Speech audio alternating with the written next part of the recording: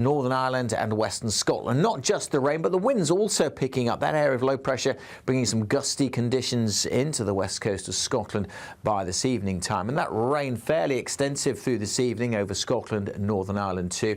It will then spread into northern England during this evening, so some rain turning up in North Wales as well, and gradually spreading further south through the early hours. Much of East Anglia in the southeast, they're likely to stay dry, and it turns drier across Scotland and Northern Ireland. But gusty and blustery temperatures will hold up in the south. Quite a warm night here, 16, 17 the low, whereas further north things turning fresher, and certainly a fresh, gusty, blustery start to Thursday. Haven't seen lively winds for a while. They'll gradually ease down through the day, but it stays windy across Shetland. Some showery rain across the south initially. That should clear through, and then many places turning sunnier by the time we get to the afternoon. Just one or two scattered showers in northern Scotland. Again, quite warm in the southeast. Expect warm spells with the odd rude interruption. Box Boilers sponsors the weather on GB News. We're celebrating a golden summer with a terrific two-part Great British giveaway. First, you could win a sensational £60,000 in tax-free cash. And that's not all, as you'll also win our most precious prize to date, a fine gold bar worth over £5,000. For a chance to win, text GOLD to 63225. One entry costs £2.50 plus one standard network rate message. Or text BONUS to 63225. 5 entries cost £5 plus one standard network rate message. Go to gbnews.com/win. Entry start at £2.50. Call 0903 686 3232. Calls cost £2.50 plus your network access charge. Or post your name and number to GB22 PO Box 8690 Derby DE1 9TT. UK only. Entrants must be 18 or over. Lines close at 4 p.m. on the 21st of August. This is a network giveaway. Entries will be pooled. Please check the closing time if listening or watching on demand. Good luck. Welcome to Free Speech Nation with me, Josh Howard. This is the show where each week we see what's happening in the world of culture, current affairs and politics. First we'll say, welcome to the UK. Oh, thank you. And we're not afraid to use our free speech so that you can use yours. It's not controversial in the slightest to anyone who hasn't lost their mind. Free Speech Nation, Sunday nights at 7 p.m. Only on GB News, the People's Channel, Britain's news channel. Hi, I'm Michelle Dewberry, and my show is your opportunity to cut through all the noise and dive in headfirst to some robust debates. Ideas clash. Situation, isn't it? No, because the failure is you're deliberately avoiding my point. Nothing's held back. And if you think this is the end of it, wait for more. And we do not shy away from the difficult stuff. Sometimes I want to shake people and say, if only you understood. So join me on Jubes & Co. weeknights at 6 p.m. only on GB News, Britain's news channel. I've been in Westminster for a long time, but I know that though power may be here, its effect on people's lives is across the whole of the country. We may be where rules are made, but it's where they're implemented that matters. Join me, Jacob Rees-Mogg, for forthright and frank discussion on where Britain has come from, where it's going, and where it will end up. That's State of the Nation, Monday to Thursday, 8 to 9 o'clock. Vox Populi, Vox Dei. Exciting news. Every Friday, my Patrick Christie's Tonight Show is going to have a twist to it. We're welcoming some special guests. You.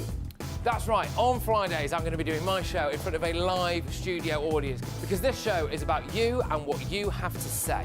It's going to be the same big debates, same big topics, same big opinions, but every Friday night at 9 p.m. you are invited to come on down to Patrick Christie's Tonight to be a part of the action. Only on GB News, the People's Channel, Britain's news channel.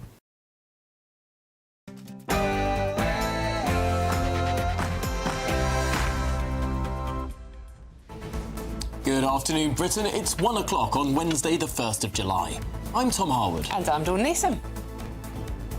A defence funding now at PMQ's. Conservative Party leader Kemi Badenoch demands to know whether Andy Burnham will inherit a £5 billion black hole. Mr. Speaker, did the member for Makerfield know that he was going to have to find £5 billion for the Prime Minister's plan? But Sir Keir Starmer, fighting for his own legacy now, defends his Labour government. they just try to pretend the 14 years they were in power never really happened. We're in power, we've record investment in defence and security. I'm proud of this Labour government, and any Labour Prime Minister would stand behind this plan. Well, that was the Prime Minister's last but one Prime Minister's questions. This time next week, he'll be at the NATO summit in Turkey, having to defend that plan. And after his last PMQs, another guy, Andy Burnham, is going to find himself with a £5 billion black hole in defence spending. And meanwhile, 2 police officers who arrested 18-year-old Henry Novak before his death are being investigated for gross misconduct. Well, today the Independent Office of Police Conduct have entered a new phase on that investigation into conduct surrounding Henry Novak's death. Those 2 officers now being investigated for potential gross misconduct. I'll give you the details of that investigation shortly. Elsewhere, Shabala Mahmood bans migrants from being housed in new builds after a group were bound for £250,000 new-built homes in Shropshire. Imagine if we could bring down the cost of energy for people and businesses and the good things that would come from that. Well, from today, household energy bills will shoot up. We'll tell you how to keep them down.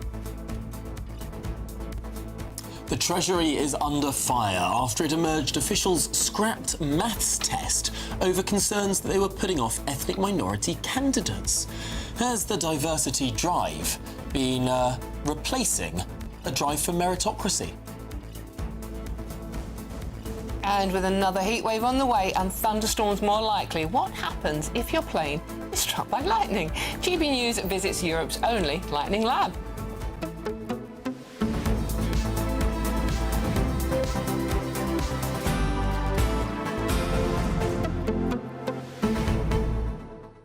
Have we all underestimated Keir Starmer? Is he a much wiser political player than any of us could have possibly imagined?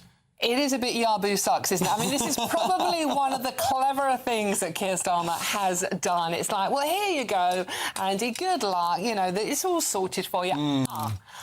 Apart from the little sort of $5 billion we didn't mention. Oh, no, your first budget, you're either going to have to raise taxes by £5 billion at least, or you're going to have to cut other services by £5 billion. Or borrow more, which you can't do because that breaks all the fiscal rules. There you go. I mean, what a poison chalice. And yet, isn't it interesting? This £5 billion figure. That's exactly the same amount of money. Yes, you mentioned this last night.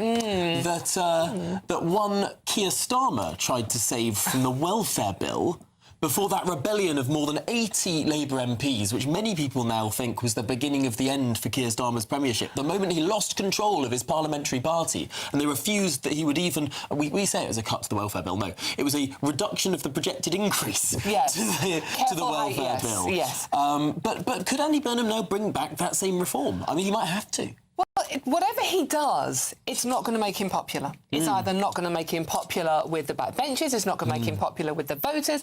If Keir Starmer was being much more clever than we all gave him credit for, you'd think he possibly did it on purpose. I'm sure it's just an oversight. Oh, I don't know. I mean, you know, that $5 billion, very easy to overlook.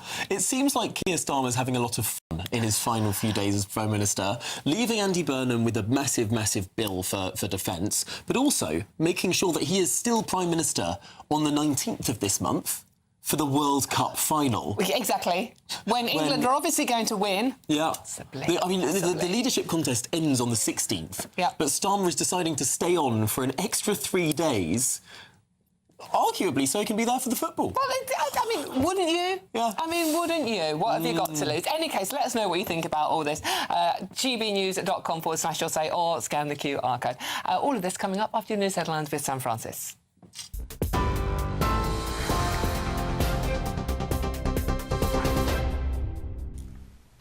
Very good afternoon to you. Just after 1 o'clock, the top story this lunchtime. Kemi Badenoch has accused Sir Keir Starmer of leaving his successor with a defence funding black hole and claims he was too weak to cut welfare when he had the chance.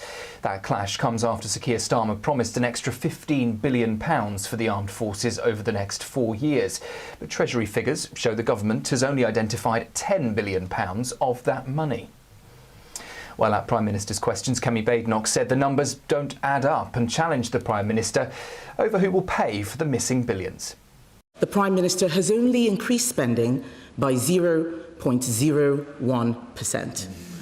We can count, the generals can count, the Kremlin can count. His plan doesn't add up. How can the Prime Minister possibly stand there and say that this is enough? But Sir Keir Starmer hit back, accusing the Conservatives of weakening Britain's defences when they were in power. Their record is cutting defence spending. My record is raising it to £300 billion and rising. Their record is cutting frigates by a quarter, cutting mine hunters by a half, and leaving 47 of 49 defence programmes delayed or over budget. My record is the biggest boost to defence investment since the 1980s. Their record is missing army recruitment targets every year for 14 years. We've given our armed force the biggest pay rise for 20 years and increased defence funding by £15 billion a year. That's a record I'm proud to stand on. Also this lunchtime, 2 Hampshire police officers are under investigation for potential gross misconduct over the arrest and handcuffing of stabbed student Henry Novak. The Independent Office for Police Conduct says the officers were the first to arrive at the scene late on the 3rd of December 2025. The watchdog says they may have failed to recognise Henry needed medical help after he said he had been stabbed and could not breathe. It's also examining the decision to arrest and handcuff him rather than provide immediate first aid. One officer is also being investigated over whether they appeared to dismiss Henry when he said he had been stabbed. Millions of households in England, in Scotland and Wales are set to pay more for energy from today as Ofgem has raised the price cap by 13%. The average gas and electricity bill now rises to £1,862 a year. The regulator says suppliers faced higher wholesale costs during the US war with Iran. The cap limits what suppliers can charge per unit of energy, but it does not put a hard limit on a household's total bill. Meanwhile, energy debt has also hit a record high, with households owing suppliers £4.7 billion in just the 3 months to March. Home Secretary Shabana Mahmood has banned asylum seekers from being housed in new-build homes. That's after backlash over plans for a development in Shropshire.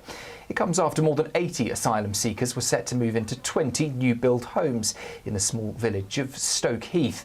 The homes are reported to be worth around £250,000 each, and locals say they were told that the development would be used for affordable housing. The Home Office says the Home Secretary has now introduced robust procedures to make sure that new build sites like Stoke Heath can never be considered again. And the government says it is trying to fix a prison system it claims was left just days from collapse when it came to power. Ministers are launching a review into violence, drugs and organised crime behind bars as they try to make jails safer and better at cutting reoffending. Former Home Secretary Amber Rudd will lead that review, and the government says recent figures show early signs of progress, with staff assaults, self-harm and self-inflicted deaths all falling. But ministers say they now want to root out the criminal networks and illicit drugs that continue to drive violence inside prisons. Those are the lunchtime headlines. I'll be back with you shortly. Now, though, it's back to Tom and Dawn. Tune in to GB News Radio wherever you are. Online, on DAB digital radio, on TuneIn, on Radio Player, on Nation Player and on your smart speaker. Just say, play GB News.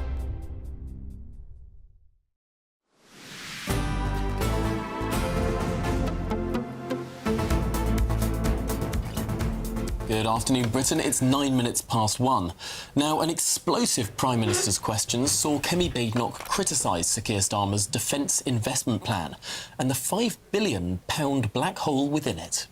The Minister has only increased spending by 0.01%. We can count, the generals can count, the Kremlin can count. His plan doesn't add up. My record is the biggest boost to defence investment since the 1980s. Their record is missing army recruitment targets every year for 14 years. We've given our armed force the biggest pay rise for 20 years and increased defence funding by £15 billion a year. That's a record I'm proud to stand on. Now, despite the Conservative Party leader pressing the Prime Minister on whether Andy Burnham actually knew about the spending gap, Sir Keir Starmer insisted that he and any leader would be proud of the plan.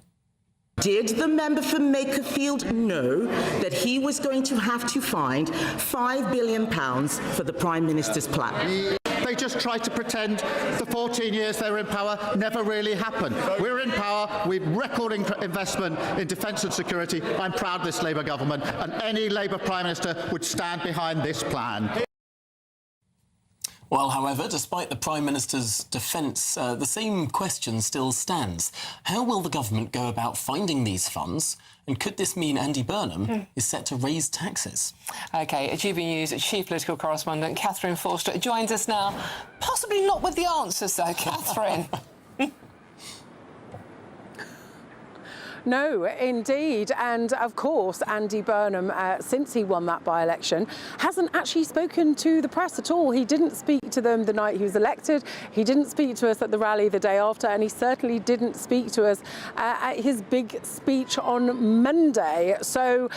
But we do understand that Andy Burnham, yes, had signed off the plan, but had not known about this £5 billion black hole, and is therefore, understandably, not very happy about it, because it is now going to become his problem in just a couple of weeks. Now, the Prime Minister kept trying to bat all these criticisms away of the Defence Investment Plan and how far short it falls compared to what military chiefs wanted, and it's only £1.5 million more, don't forget, than the amount over which John Healey and Al Carnes, the Defence Secretary and Defence Minister, resigned over just 3 weeks ago, saying it wasn't enough to keep us safe. The Prime Minister's argument is, look, the Tories hollowed out defence, they cut defence spending year after year, they left us in a terrible mess.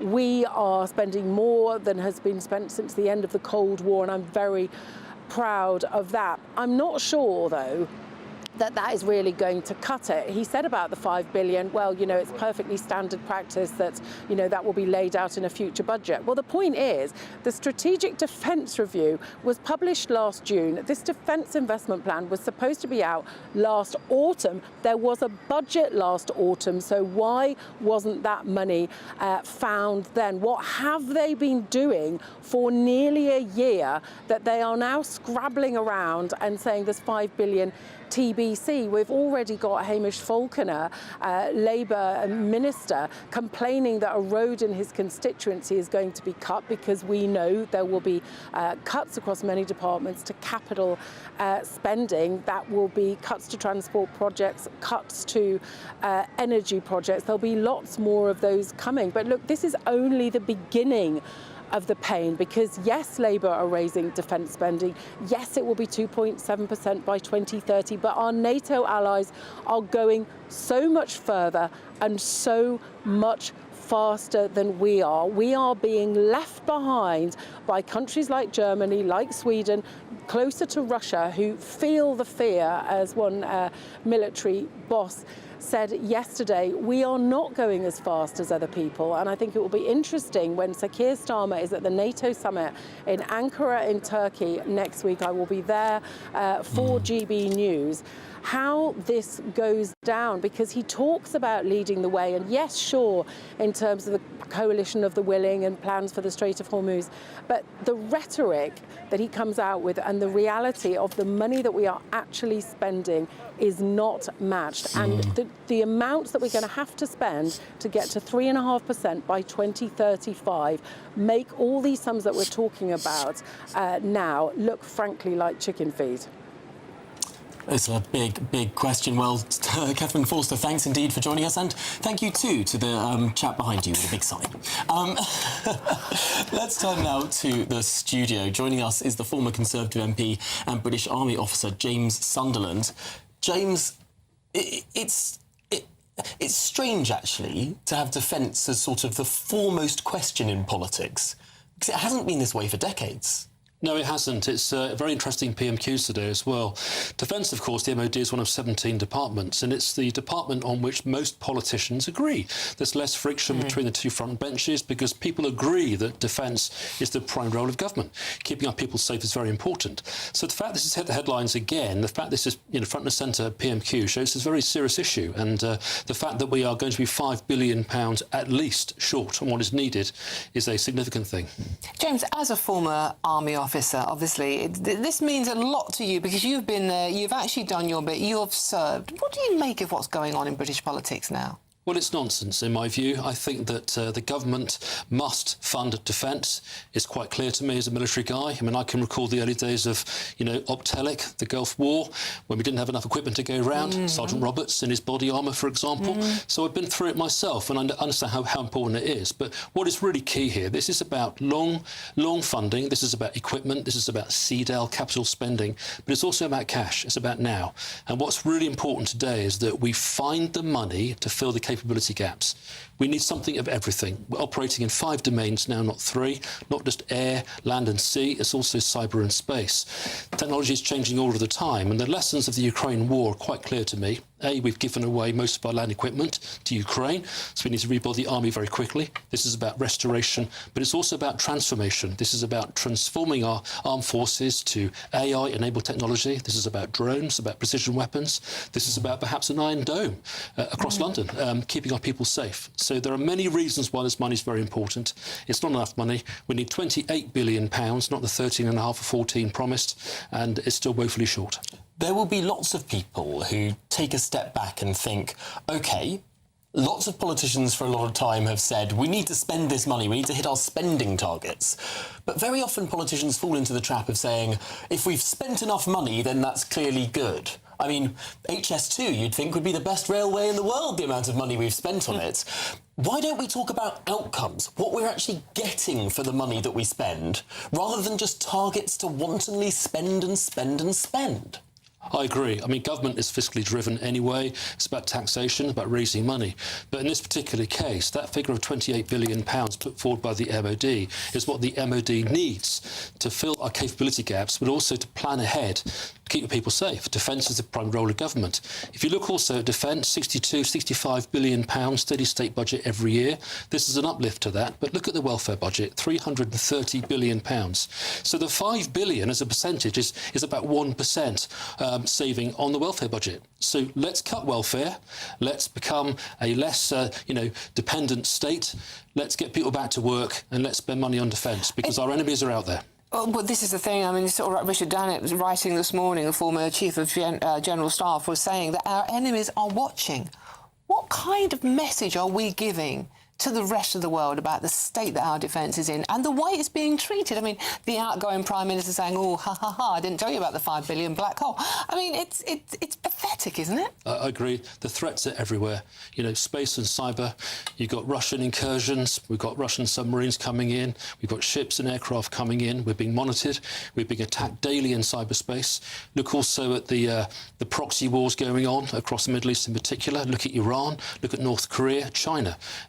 Our enemies are circling. They're watching us very carefully. They're looking at our weaknesses. They're looking at the lack of spending. They're looking at the fact that today we're spending 2.3% of GDP on defence. NATO target is 3.5. We've got a long way to go for the UK to catch up. And let's not forget, we are a member of the UN Security Council. We're a nuclear power. We've got global responsibilities. Absolutely imperative that we fund our defence and keep people safe. James, just very quickly before we let you go, I'm keeping you way too long, I appreciate that, but you mentioned an Iron Dome over London. Do you really think things are going to get that bad?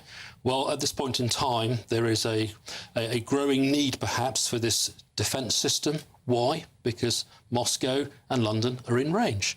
It's possible for the Russians to launch long-range weapons at London, precision weapons, cruise missiles. It is really important that, and the Prime Minister said it himself, Russia could be in a position to attack NATO by 2030. There might be a lot of people watching from Manchester who say, well, there's going to be a sort of outpost of number 10 there pretty soon. Shouldn't we have an Iron Dome that covers the whole country, not just London? Well, guess what? Manchester's also in range, and what we need to make sure is that we've got protection, we've got air defence systems, you know, we've got the ability to keep people safe, as of course they have in Israel. So we need to be spending money on defence to cover every eventuality, and you know, air defence is very important as well. OK. James. Well, James Sunderland, thank you very much indeed. Thank you very much. Thank you. There's a lot to think about there. Goodness me. Quite worrying, to be honest with you. OK, let's move on, but do please let us know what you're thinking. Are you worried? I mean, you heard what James said about an Iron Dome over our capital city and potentially Manchester as well. Anyway, let's move on. The police watchdog has launched a gross misconduct investigation into 2 officers over the death of Henry Novak. Yes, the 18-year-old was, of course, handcuffed and arrested as he lay dying after being fatally stabbed in Southampton instead of receiving vital first aid. It's a shocking story. How can any of us forget? In a statement, the Independent Office for Police Conduct has said the serving of gross misconduct notices does not necessarily mean that disciplinary proceedings will follow. At the end of our investigation, we'll decide whether any officers should face disciplinary proceedings. GB News has approached Hampshire Police for an updated statement. Well, let's turn now to our reporter Isabel Fekulak, who's in Portsmouth for us. Isabel. Yes, good afternoon. I'm in Southampton outside Portswood Police Station. This is just round the corner from where Henry Novak was murdered by Vikram Digwa. Of course, Hampshire and Isle of Wight Constabulary immediately handing themselves into the IOPC, the Independent Office of Police Conduct, on that night of the 3rd of December when the incident took place. That investigation now entering a new phase. The IOPC saying that following the conclusion of that trial where Vikram Digwa was found guilty and sentenced to 21 years in prison. They have assessed all of that evidence. They've also obtained considered representations from the Novak family, and today they have said that 2 officers are now under investigation for potential gross misconduct. That evidence indicates that both officers may have potentially breached professional behaviour standards of duties and responsibilities, use of force and discreditable conduct. Now, these relate to the failures from those officers to recognise that Henry needed immediate first aid and medical attention, and to not immediately act after he had told them he couldn't breathe and that he'd been stabbed, and also then, of course, to arrest and handcuff Henry Novak instead of administering immediate first aid. Now, there has also been an indication that one of the officers may have breached the standard relating to authority, respect and courtesy for appearing to dismiss Henry, saying he had been stabbed. Of course, that body cam footage from the night was released. I'm sure you both would have seen it, along with a lot of the whole world. It went viral all over internationally, and in that footage where Henry Novak says, "I've been stabbed," you can hear an officer return a response saying, "I don't think you have, mate." That response causing public outrage. You'll remember that there was protests here in Southampton, just outside this police station where I'm stood, that turned violent, and the Independent Office of Police Conduct have also said that there's clear evidence that public confidence in the force may have been seriously harmed by this incident. I know that from being here at the time of the protests, many members of the public would come up to me and say that they had a lack of trust now in Hampshire and Isle of Wight Constabulary. Now, the IOPC said that they have also had discussions with Henry's family. They're also investigating whether race or religion impacted the officer's decision. And Hampshire and Isle of Wight Constabulary have given us a statement. They've said that they're aware of the latest update from the IOPC and they continue to fully cooperate with the independent investigation. The officers are currently away from the workplace, they said, and that if they return, they will be placed on directed duties that do not involve any contact with the police. Of course, as you said, any disciplinary proceedings we will find out about after the parties involved have heard, and we will bring you those updates when we have them. OK, well, Isabel Fekulak live in Southampton for us. Thank you very much indeed. Yeah. In Portsmouth. Yes, anyway. This is Good Afternoon Britain on GB News. Lots more coming up. Yes, indeed. The Treasury under fire after it emerged officials scrapped maths tests. We're talking about the Treasury, by the way. It's important to count. Maths tests over concerns they were putting off ethnic minority candidates. Has diversity gone way, way too far? But after the break... Yes, Shabana Mahmood bans migrants from being housed in a new build. Well, in new builds altogether, after a group were bound for £250,000 new builds in Shropshire. Alex Armstrong will join us live. All of that and much, much more to come. This is GB News at Britain's News Channel. Don't you dare move a muscle.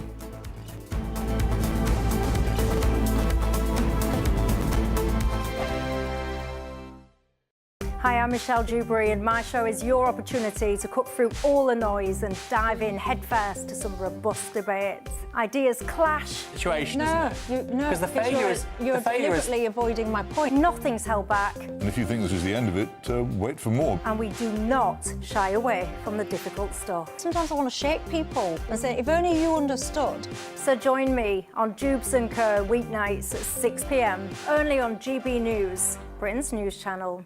Bold. They are under no illusion. Ray. Are you a human trafficker? Boundless. I've had enough of the nonsense, and I'm not afraid to say it. Don't get us on the BBC. Every weeknight, I tear through the headlines. The smell of gasoline. Should we be worried about it? From Westminster madness to cultural war chaos. What I'm going to do now is they are throwing things out the car as we speak. Get ready, Britain. Here we go. Patrick Christie tonight, weeknights from 9 p.m, only on GB News, Britain's news channel. Westminster's full of talk, but out here, it's the real world. Am I allowed to talk now? No, that's it. This is where it matters, real people and real lives. That's what politics is all about. The fact has Trump made a good start? No. Straight answers, no spin, and just a couple of pints. How many fingers have I got up? About 10. So join me for Lee Anderson's Real World every Friday at 7 p.m, only on GB News. The People's Channel, Britain's news channel. Welcome to Free Speech Nation with me, Josh Howard.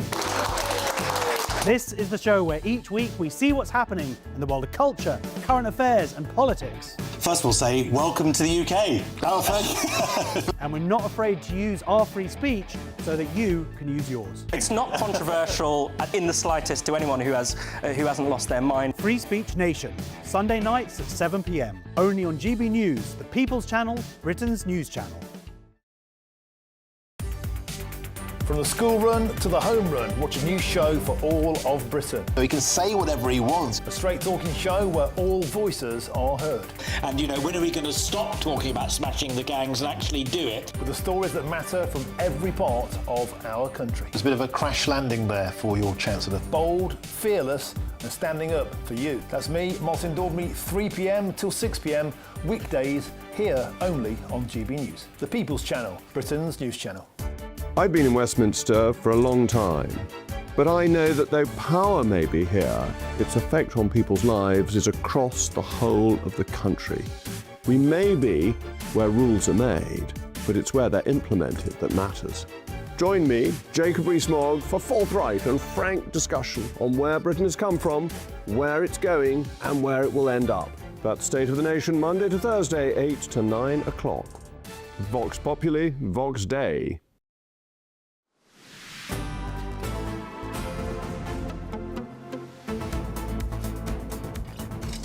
Good afternoon, Britain. It's 28 minutes past 1. As you know by now, that means it's precisely time for our brand new Great British giveaway. Your chance to win. You know, we do this every day at 28 minutes past 1. No, sometimes it's 29 minutes past. That's to true. be honest, sometimes it's 26.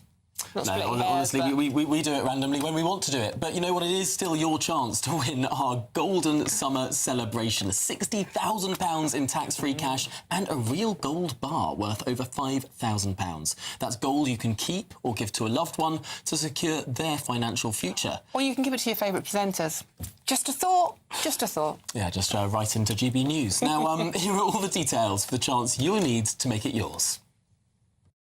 We're celebrating a golden summer with a terrific two-part Great British giveaway. First, you could win a sensational £60,000 in tax-free cash to spend however you like this year. What would you do with that? And that's not all, as you'll also win our most precious prize to date, a fine gold bar worth over £5,000. It's pure gold to own, trade or gift to a loved one and secure their financial future. So make sure you don't miss your chance to bank over £65,000 worth of prizes in our golden summer celebration. For a chance to win £60,000 in tax-free cash and a real gold bar, text GOLD to 63225. One entry costs £2.50 plus one standard network rate message, or text BONUS to 63225. 5 entries cost £5 plus one standard network rate message. Go to gbnews.com/win. Entry start at £2.50. Call 0903 686 3232. Calls cost £2.50 plus your network access charge, or post your name and number to GB22 PO Box 8690 Derby DE1 9TT. UK only. Entrance must be 18 or over. Lines close at 4 p.m. on the 21st of August. This is a network giveaway. Entries will be pulled. Please check the closing time if listening or watching on demand. Good luck.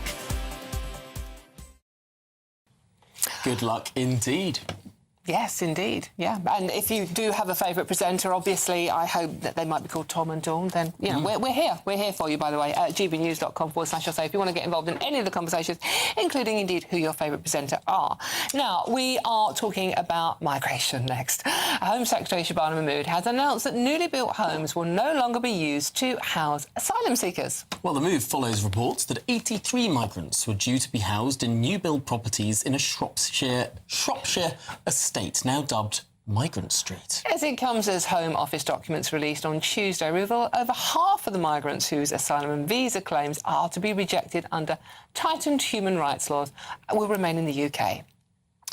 Well, this is a really serious political problem and a growing one for this government. They boast about closing asylum hotels, and many people will cheer that political decision. But they're not going to win many plaudits for it if they take the people from the hotels and put them into HMOs in the heart of communities. Yeah, this is... You've got to read that headline out again to yourself, haven't you, people? It's like, we will not let migrants stay in new-build homes that are worth £250,000. We're not going to stop doing that. And it's like, why were you doing it in the first place, by the way, people? How was that even a thing? And this is a small village, 21 new houses and 83 asylum seekers. Now, we've been talking about defence a lot this morning. And what about the homeless veterans we have sleeping on our streets, Tom? I mean, what about lots of people out there who can't afford their own homes, young families who are desperate for their own homes? Who scrimp and save for years and years and years to scrape together a deposit to live in one of these new homes, and then turns out someone who rocks up on the beach in a small boat after having paid a people smuggler is rewarded for their criminality with a place in one of these brand new homes. But, exactly, and they're not grateful either. That's the worst part of it. I'm sorry, if someone's going to give me a £250,000 home, I'll be quite grateful. One migrant family has already moved in, but they say they wish to leave because the village is too remote. Your free house isn't good enough for you. You're fleeing from a war zone, France, and you're complaining that the village you've been put in is too remote, in a £250,000 home. New build home. And they look lovely. They've got gardens. They really look lovely. I mean, I'm sure some of you'd be crying out for a house that's lovely. It doesn't make any sense, but in any case, they're cracking down on it. Like yes, it they shouldn't are. be happening in the first place. Well, the Home Office has had this to say. A spokesman said new homes should never house asylum seekers. Earlier this year, the Home Secretary introduced robust processes to ensure new build sites like Stoke Heath can never be considered again. Yes, let us know what you think about that one. Please do. gbnews.com/say. This is indeed Good Afternoon Britain on GB News. There's lots more coming up on today's show, all after the latest news headlines.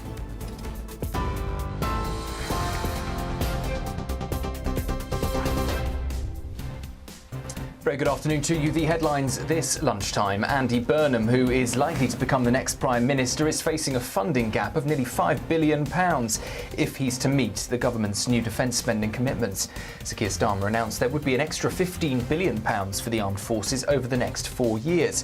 But Treasury documents show only £10 billion has been found so far. 2 Hampshire police officers are under investigation for potential gross misconduct over the arrest and handcuffing of stabbed student Henry Novak. The police watchdog says the officers may have failed to recognise he needed urgent medical help after he said he had been stabbed and could not breathe. Household energy prices will rise by 13% today for millions of people in England, Scotland and in Wales. The price cap set by the regulator Ofgem is going up to reflect the higher wholesale costs that hit suppliers during the war in the Middle East. The Home Secretary has banned asylum seekers from being housed in new-build homes after backlash over plans for a development in Shropshire. It comes after more than 80 asylum seekers were set to move into Stoke Heath, which locals say were told would be affordable housing. And the government says it is trying to fix a prison system it claims was left just days from collapse when it came to power. Ministers are launching a review into violence, drugs and organised crime behind bars as they try to make jails safer and better at cutting reoffending. Former Home Secretary Amber Rudd will lead that review. Those are the latest headlines this hour. More news at 2. You can now watch GB News live across the United States of America and the world on Truth Plus. Scan the QR code to find out more or visit gbnews.com/truth.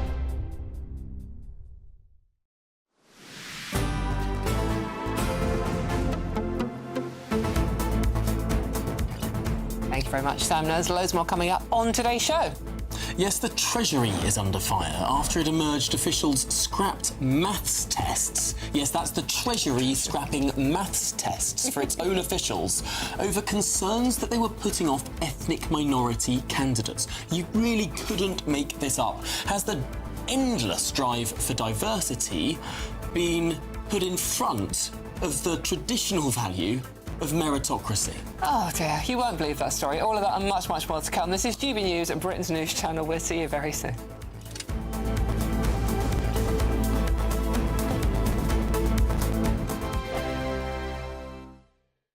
Hello, welcome to your latest weather update from the Met Office here on GB News. A fine day by and large today. There will be some wet weather coming into western Scotland, the west of Northern Ireland later on.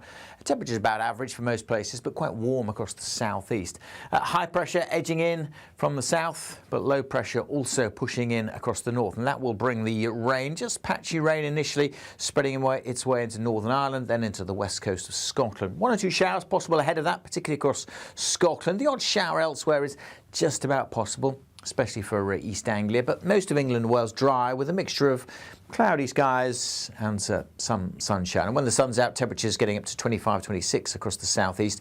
Otherwise, fairly close to average for the time of year. There's the rain edging its way in further north, but generally staying fine. A pretty good evening. The cloud melting away further this evening over South Wales and southwest England. As I said, small chance of a shower over eastern England, but certainly turning pretty damp across Northern Ireland and western Scotland. Not just the rain, but the winds also picking up. That area of low pressure bringing some gusty conditions into the west coast of Scotland by this evening time, and that rain fairly extensive through this evening over Scotland and Northern Ireland too. It will then spread into northern England during this evening, so some rain turning up in North Wales as well, and gradually spreading further south through the early hours. Much of East Anglia in the southeast though likely to stay dry, and it turns drier across Scotland and Northern Ireland, but gusty and blustery temperatures will hold up in the south. Got a warm night here, 16, 17 the low, whereas further north things turning fresher, and certainly a fresh, gusty, blustery start to Thursday. Haven't seen lively winds for a while. They'll gradually ease down through the day, but it stays windy across Shetland. Some showery rain across the south initially. That should clear through, and then many places turning sunnier by the time we get to the afternoon. Just 1 or 2 scattered showers in northern Scotland. Again, quite warm in the southeast. Thank you, Britain, for the thousands of you who are becoming friends of GB News each and every week.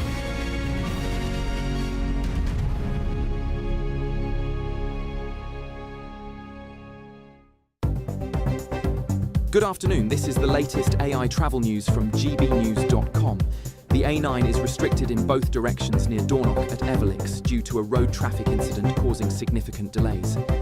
In Leicester, on the M1 southbound at junction 21, lane closures are in place with lane 4 closed and lanes 1 and 2 diverted. These traffic restrictions are expected to continue until tomorrow morning.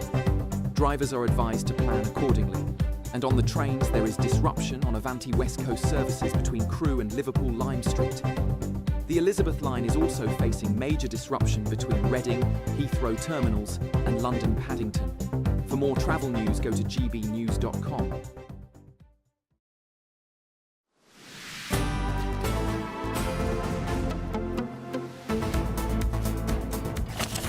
Good afternoon, Britain. It's now almost 20 to 2. And the Treasury, yes, the Treasury, His Majesty's Treasury, has abandoned numeracy tests in a bid to boost diversity. That's according to findings from The Spectator. They say a numerical reasoning test, or NRT, was removed due to evidence of the test having adverse impact on candidate diversity. I can't believe what I'm reading. Well, let's speak to the man who dug this story up. The news editor at The Spectator, John Connolly, joins us live in the studio. John, you submitted a Freedom of Information request to get this information. Could you believe your eyes when you read what you got back? We really couldn't, and thank you for having me on, by the way. So we'd seen sort of that over the years, the graduate programme for the Treasury had kind of like slowly removed all the hard bits off their assessment over the years, and we were kind of thinking, well, why have they done this? And, you know, in the modern world, you kind of see this kind of thing and you have a suspicion about what it's actually about. But it took us to, we had to submit a Freedom of Information request to kind of find out why. And when we first saw those documents, I was completely blown away, basically, because it's not kind of hidden or couched in any way. It's very much explicitly saying the numbers were too hard, it impacted on diversity, therefore we cut out the numbers. And as you say, you know, this is the Treasury we're talking about. It's not a random government department. They're in charge of our numbers. They're in charge of the finances. How difficult was the test in the first place? Well, I don't know about that. I've not seen the actual test scores, but I mean, I'm guessing it wasn't. You didn't need a first-class honours degree in mathematics to answer it. No, exactly. So this isn't a programme designed to hire economists or mathematicians specifically. This is a policy advisor test. So, I mean, the Treasury's point is that, oh, well, we don't need policy advisors to know maths, but the whole point is if you're advising on policies that you kind of have to understand a little bit of what's going on under the hood. But the Treasury... And all the Treasury's policies are about economics and finances, essentially, so... I mean, one of the most extraordinary things here is it's almost implicitly saying something fairly racist, which is there's no way we could possibly hire people from ethnically diverse backgrounds unless we dumb down the tests. I mean, what are they saying by making that sort of assumption? Yeah, I completely agree. And you see this quite often, sort of the way good intentions almost become more and more racist the more they try and do them. But, I mean, and as well, it's incredibly patronising to, you know, the ethnic minority people in Britain who are good at maths, and there are plenty of them. Rishi Sunak being example number one. Yes, well, exactly. This isn't the first time they've done it, is it? In 2024, they removed the verbal reasoning test after a previous report by an ethnic diversity recruitment firm found that their candidates tended to struggle with verbal testing in particular. Yeah, I mean, it's completely ridiculous. And you sort of see them trying to put their thumb on the scale at almost every stage. And it's quite funny looking at the minutes as they go through, because it almost always seems to backfire. So in 2019, I thought, maybe 2020... No, 2019, they increased the numbers that passed the first situational judgment test. But then they found the maths test reduced diversity as well. And, you know, it just goes to show, and I think I make this point in the piece there, Rod, which is that trying to sort of socially engineer your intake just never works, and it backfires. And the simplest thing to do is just to focus on hiring the people who are best for the job. This is fairly shocking that this happened under a Conservative government who sort of pay lip service towards meritocracy and end up putting their thumb on the scale, as you describe, or does this show more about that government, or perhaps the runaway independence of the civil service that sets its own sort of targets and recruitment, and in many ways politicians don't run this thing? Well, I mean, I don't know in this particular case which politicians, or if politicians signed this off, or if this was lower down the civil service bureaucracy. But it is a huge problem because these civil service departments are massive, and decisions are made without ministers knowing quite often, and with terrible outcomes that I presume they disagree with. I mean, Rishi Sunak was in charge in 2020 at the Treasury. I presume this is something he was against, but I suppose you never know. I would be very, very surprised if Rishi Sunak signed off reducing a maths test, given that he wanted everyone in the country to do maths until they were 99 years old. It's the most astonishing story, it really is. I mean, as someone who did actually manage to faint during her maths O-level, literally in the middle of the exam, and still pass. I'd be curious to see how complicated the test was, but madness, absolute madness. No, completely. Well, John Connolly, thanks indeed for joining us here in the studio and speaking through this extraordinary story. It seems there are more and more examples of this as time goes on. Whatever happened to the best person for the job gets the job? We probably wouldn't be here to be thanked, but hey. What boxes do we... Anyway, a Treasury spokesperson said it is complete nonsense to suggest we have lowered our hiring standards for the sake of diversity. Short but sweet. Full stop. OK, we normally expect more than that, don't we? This is Good Afternoon Britain on... Oh, please do let us know what you think about that. And this is Good Afternoon Britain on GB News. There's lots more coming up on today's show. Yes, Shabana Mahmood has banned migrants from being housed in new builds after a group were bound for £250,000 new builds in Shropshire. We're going to be there on that housing estate live with our very own Alex Armstrong. But before we go to Shropshire with Alex Armstrong, if you want something slightly more exotic, some holiday sun maybe, here's a forecast for those top European destinations for you. I forecast a perfect holiday in the sun. Weather looking good then? For sure, and no worries about our travel insurance. All Clear Travel Insurance sponsors GB News Travel Destinations forecast. Mixed weather across southern Europe at the moment. Quite a few showers for Italy, some thunderstorms, breezy through central parts of the Mediterranean, as well as the Canary Islands and Madeira. But an emerging hot spell is expected through Portugal and for south and west Spain. Temperatures of 40 Celsius for Lisbon. Unusually hot for this location. Here are the showers for Italy, but they ease during Friday and into the weekend. All Clear Travel Insurance sponsors GB News Travel Destinations forecast. Sunday with Michael Portillo from 11, only on GB News. You've been to see Glengarry Glen Ross. I have. So the movie was 92 and the play was 84, 85, something like David Mamet. It's all about men, or it's about men that are posturing being men. It's this idea of sort of toxic strutting, peacocking. However, the outrage, this most male of plays, has been cast with all women. Horrific. Taking away men's jobs right in front of us, Michael. It's on at the Old Vic, and we've got a cast of the ladies having a little word about it. I think it might explode the play and open it up in really amazing ways, but we just don't know, and that is thrilling. On first glance, you look at Glengarry and you think male, masculine world, male toxicity, but then if you strip that away and look at it from another lens, you say, no, this is about humans. GB News, the People's Channel. Sunday with Michael Portillo from 11, only on GB News. Joining me now is Chef Julia Walsh, who's the head of patisserie at Le Cordon Bleu. Thank you. How lovely to see you. You look marvellous in your chef's hat and your chef's jacket. Tell me about Le Cordon Bleu. Le Cordon Bleu has been in operation for over 130 years. We had our 130-year anniversary last year. I'm from the campus in London, in Holborn, and we have a very wide-ranging curriculum with our students. I teach patisserie, so for me, I teach students to learn about things such as bakery, cakes, entremets, such as this one here, and showpieces. We do chocolate and sugar sculptures as well. GB News, the People's Channel. This is GB News, Britain's news channel. 3 lines on my shirt, never stop me dreaming. Could this be England's biggest superfan? Benny Elcock has covered his York home in St George's flags in support of England ahead of the World Cup. 3 Lions memorabilia are draped across his windows, garden gates and flower pots. Even the family's Yorkshire Terrier Reggie has his own outfit. We've done it for years. And I'll stick my Everton one up, because I'm a massive Everton fan. People just think I'm mad. Say, well, you've gone a bit mad, you've gone a bit overboard. I said, I don't care. I love it. Football mad Benny can't wait for England's first match.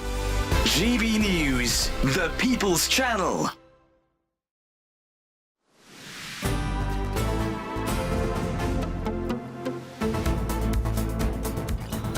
Good afternoon, Britain. It's 11 minutes to 2, or indeed 1:49. Pick your poison. Now, Home Secretary Shabana Mahmood has announced that newly built homes will no longer be used to house asylum seekers. Yeah, the move follows reports that 83 migrants were due to be housed in new build properties in a Shropshire estate now dubbed Migrant Street. When it comes to the Home Office, documents released on Tuesday reveal over half of migrants whose asylum and visa claims are to be rejected under tightened human rights laws are still going to remain in the UK. Why am I not surprised? In any case, let's talk about the housing situation with GB News presenter Alex Armstrong, who's on Migrant Street for us, I believe. Alex.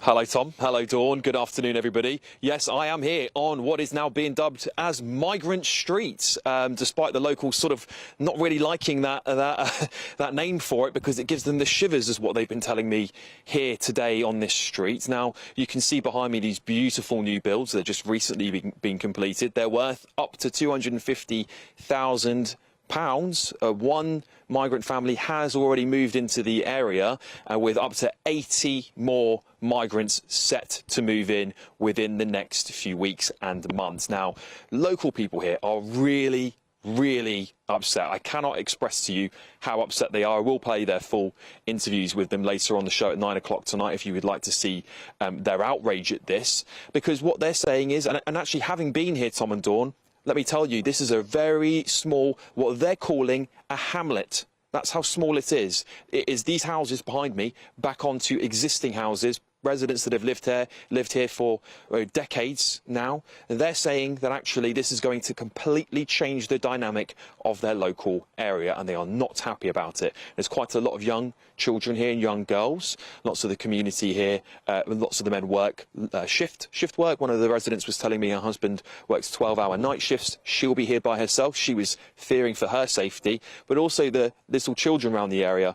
This new build, this new development actually backs onto a children's playground that was funded by the lottery. The kids actually built it themselves, which is added to the tension. Residents are telling me they're going to tell their kids to stop going to this little play park, which is a beautiful little place. But on top of all of that, there's nothing here. This is in the middle of nowhere. There's no shops. There's no buses. You need a car to get everywhere. This literally backs onto a cornfield right behind me here. That's how rural this is. There is no way to get into the local town. It would be about a 45-minute walk, maybe longer.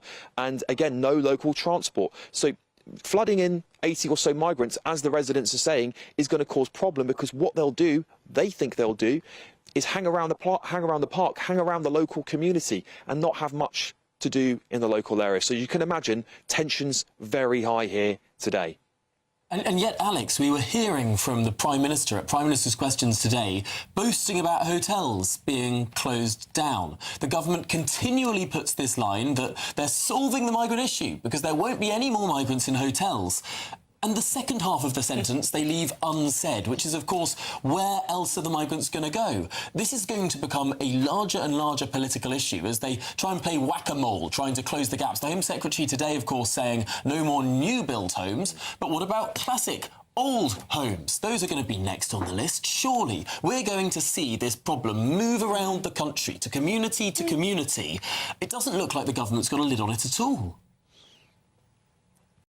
Can I just add to that as well, Tom, because there's a bit of a dispute here as to whether Shabana Mahmood's rules, which she claims and the Home Office claims actually came in legislation earlier in the year, these new powers. Well, if that was the case, how is a migrant already in one of these new builds? That's the question, right? So are these rules actually as effective as the Home Secretary claims they are? And is it going to stop developments like this from housing migrants? That remains unclear. And you're right, Tom, that doesn't exclude houses that already exist. So it's still going to be filling up housing supply with asylum seekers and refugees. And that is really what's outraging the public. That's a really interesting and crucial point of qualification there, Alex. I'm looking forward to that report at 9 o'clock tonight on, what is it, Tonight Live with Alex Armstrong? Or is it Alex Armstrong Live? What's the name of your programme, Alex? It's Patrick Christie's Tonight, hosted by Alex Armstrong this evening. Oh, we got there in the end. Got there in the end. Alex, thank you so much for that report. That's Alex Armstrong there, GB News President. He's got a show coming up tonight. I think it was called Tonight Live about 5 years ago. Do keep up. Oh, well, no, it's going to be a cracker though. And the thing is, it's very curious to see, are they actually families moving in there, sort of mums, dad and children? No, big questions. We have a right reply, don't we? Yes. A Home Office spokesperson has said new homes should never house asylum seekers. Earlier this year, the Home Secretary introduced robust procedures to ensure new build sites like Stoke Heath can never be considered. Well, this is Good Afternoon Britain on GB News. Plenty more still to come. Do not move a muscle. We'll be right back after your weather. Expect warm spells with the odd rude interruption. Box Boilers sponsors the weather on GB News. Hello, welcome to your latest weather update from the Met Office here on GB News. A fine day by and large today. There will be some wet weather coming into western Scotland, the west of Northern Ireland later on. Temperatures about average for most places, but quite warm across the southeast. High pressure edging in from the south, but low pressure also pushing in across the north, and that will bring the rain, just patchy rain initially, spreading its way into Northern Ireland, then into the west coast of Scotland. 1 or 2 showers possible ahead of that, particularly across Scotland. The odd shower elsewhere is just about possible, especially for East Anglia, but most of England and Wales dry with a mixture of cloudy skies and some sunshine. And when the sun's out, temperatures getting up to 25, 26 across the southeast. Otherwise, fairly close to average for the time of year. There's the rain edging its way in further north, but generally staying fine. A pretty good evening. The cloud melting away further this evening over South Wales and southwest England. As I said, small chance of a shower over eastern England, but certainly turning pretty damp across Northern Ireland and western Scotland. Not just the rain, but the winds also picking up. That area of low pressure bringing some gusty conditions into the west coast of Scotland by this evening time. And that rain fairly extensive through this evening over Scotland and Northern Ireland too. It will then spread into northern England during this evening, so some rain turning up in North Wales as well, and gradually spreading further south through the early hours. Much of East Anglia in the southeast, though, likely to stay dry, and it turns drier across Scotland and Northern Ireland. But gusty and blustery temperatures will hold up in the south. Quite a warm night here, 16, 17 the low, whereas further north things turning fresher, and certainly a fresh, gusty, blustery start to Thursday. Haven't seen lively winds for a while. They'll gradually ease down through the day, but it stays windy across Shetland. Some showery rain across the south initially. That should clear through, and then many places turning sunnier by the time we get to the afternoon. Just 1 or 2 scattered showers in northern Scotland. Again, quite warm in the southeast. Expect warm spells with the odd rude interruption. Box Boilers sponsors the weather on GB News. It's a Great British Giveaway Golden Summer Celebration. Your chance to win 2 fantastic prizes. There's an incredible £60,000 in tax-free cash. Plus, you'll also get your hands on a fine gold bar worth over £5,000. For a chance to win £60,000 in tax-free cash and a real gold bar, text GOLD to 63225. One entry costs £2.50 plus 1 standard network rate message. Or text BONUS to 63225. 5 entries cost £5 plus 1 standard network rate message. Go to gbnews.com/win. Entry starts at £2.50. Call 0903 686 3232. Calls cost £2.50 plus your network access charge. Or post your name and number to GB22 PO Box 8690 Derby DE1 9TT. UK only. Entrants must be 18 or over. Lines close at 4 p.m. on the 21st of August. This is a network giveaway. Entries will be pulled. Please check the closing time if listening or watching on demand. Do you trust what you're being told? Good, because neither do I. Those are just facts. I'm Alex Armstrong, and on my show, we'll expose the spin. Well, I want to answer that, because you didn't let me last time, because you always speak over me. The broken promises. To deny that is denying the truth. And the hypocrisy. We can allow. You think we can allow? Politics, policy, parliament. Nothing is off limits. No sugarcoating, no fear of offence, just the truth laid bare. Tune in every Saturday and Sunday at 9 p.m. for Alex Armstrong Tonight, only on GB News, Britain's news channel. At the stroke of midnight, the news doesn't stop, and neither do we. Day in, day out. Forget stuffy late night TV shows. We're giving you a front row ticket to the centre of the political universe. Because breaking news doesn't wait for the morning. And neither do we. Join us for one of the most controversial and volatile times of politics in human history. A very big story. Big story over here. You won't get this anywhere else. The Late Show live at midnight, every night. Only on GB News.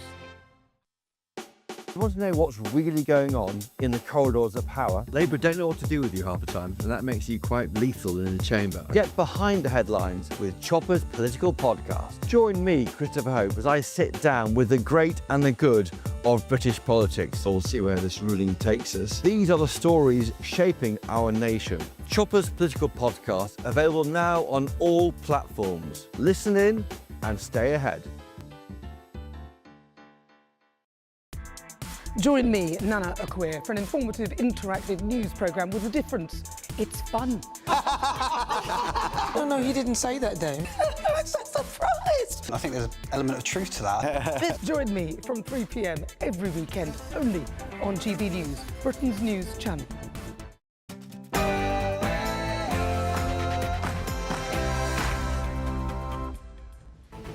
Good afternoon, Britain. It's 2 o'clock on Tuesday, the 1st of July. Pinch Punch Fest of the month. I'm Dawn Neeson. And I'm Tom Harwood. Well, a defence funding row at Prime Minister's questions. The Conservative Party leader, Kemi Badenoch, demands to know whether Andy Burnham will inherit a £5 billion black hole. Mr. Speaker, did the member for Makerfield know that he was going to have to find £5 billion for the Prime Minister's plan? And Sir Keir Starmer is fighting for his legacy now, defends his Labour government. They just tried to pretend the 14 years they were in power never really happened. We're in power, we've record investment in defence and security. I'm proud of this Labour government, and any Labour Prime Minister would stand behind this plan. Meanwhile, Lee Anderson pressed the Prime Minister over whether he agrees that all illegal immigrants should be deported from the United Kingdom. If a Prime Minister is really serious about protecting young women and girls, does he agree with me and Reform UK that every single illegal migrant coming to this country should be detained, not allowed to claim asylum and then deported? Yeah. But obviously, rather than answering a question, Sir Keir Starmer hit back, saying the Reform UK MP should be asking Nigel Farage about his alleged financial misconduct. He likes to ask questions. He should be asking some questions of the leader of his party sitting next to him. Yeah. Elsewhere, Shabana Mahmood bans migrants from being housed in new builds. This after a group were bound for £250,000 lovely new builds in Shropshire. And 2 police officers who arrested 18-year-old Henry Novak before his death are now being investigated for gross misconduct. Imagine if we could bring down the cost of energy for people and businesses and the good things that would come from that. Well, from today, household energy bills will shoot up, not down, but we'll tell you how to keep them as low as possible. And yes, it's here, folks. England's World Cup campaign enters the knockout stage tonight. Can the 3 Lions get past the Democratic Republic of Congo? Yes, England's World Cup campaign to end 60 years of hurt continues today in Atlanta, Georgia. The Democratic Republic of Congo in our way in just a few hours. Well, England manager Thomas Tuchel says that England have the quality, have the belief, have the trust. But here in Nottingham city centre, people we've been speaking to say they've got the nerves ahead of tonight's game.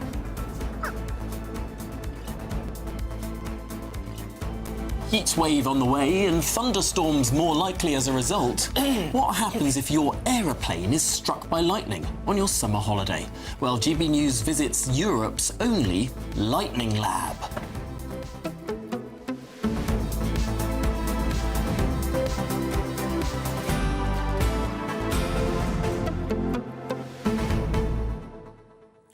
I had visions of Frankenstein and lightning animating corpses the way you said that then. What about Benjamin Franklin and his kite? Yes, that one too, but I was sticking more with the horror theme. But Right, hey, okay. whatever you do, yeah, Fair enough. I lower the tone, you raise it. That's what we do. You know, That's what we do. since the 1760s, 70s, we've been, maybe 1760s, we've been learning a lot about lightning, about how to put sort of big metal poles on buildings to direct the lightning away from people and all the rest of it. Yes. It's good to see that advancement keeps on marching. It is fascinating, though. It is fascinating. Yeah. And that storm the other day, I do love a good storm, don't you? That storm the other day was absolutely brilliant. Kept me awake. Yeah, very, very elemental. And yet, lightning reactions are something you need in politics. And what we've started to see from our putative Prime Minister is lightning reactions on the app TikTok to his proposed number 10 in the North. Shall we have a listen? Love the interest number 10 North is generating. Looking at some of the designs for it, look at this. A northern landscape, these buildings, amazing. The Liver building, Everton's offices are in there. But that sky, oh my goodness, we're not that menacing, are we? You might have mistaken our future Prime Minister for a teenager in his bedroom, but is this the new way of political communications? You know, he's just doing a little selfie video with a TikTok green screen plug-in, and he's just doing a sort of 1 minute video. Who does he think? I mean, it's infantilising the whole thing, isn't it? I mean, you know, get your politics on TikTok. But I would rather I don't know, sort of maybe defence. Or does it seem more accessible? Do we need our Prime Ministers to be a bit less stiff, a bit less sort of retreating from standing there at a grand podium and telling you, I mean, sitting in a chair doing a selfie video, is this the new way that we're going to hear from our politicians? I blooming hope not. I don't know about you lot, but let us know. gbnews.com/your say. And if you don't get in touch, we'll play that clip again. He has other bits of it that we can show you, the other bits of posters. It's almost like a poster competition. Yes, he sort of ranks the different posters that people have made for number 10 North. Although the Conservatives have made a parody of this, where they've taken him reviewing things and they've replaced the pictures of number 10 North with pictures of Ed Miliband. It gets worse, doesn't it? I think we've been told to shut up being nagged already, so let's go to the news bulletin, shall we? I think it's St Francis.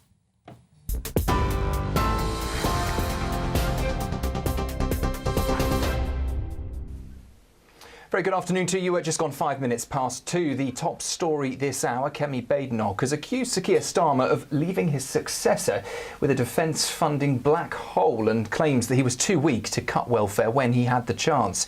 The clash comes after Sir Keir Starmer promised an extra £15 billion for the armed forces over the next 4 years. But Treasury figures show the government has only identified £10 billion of that money.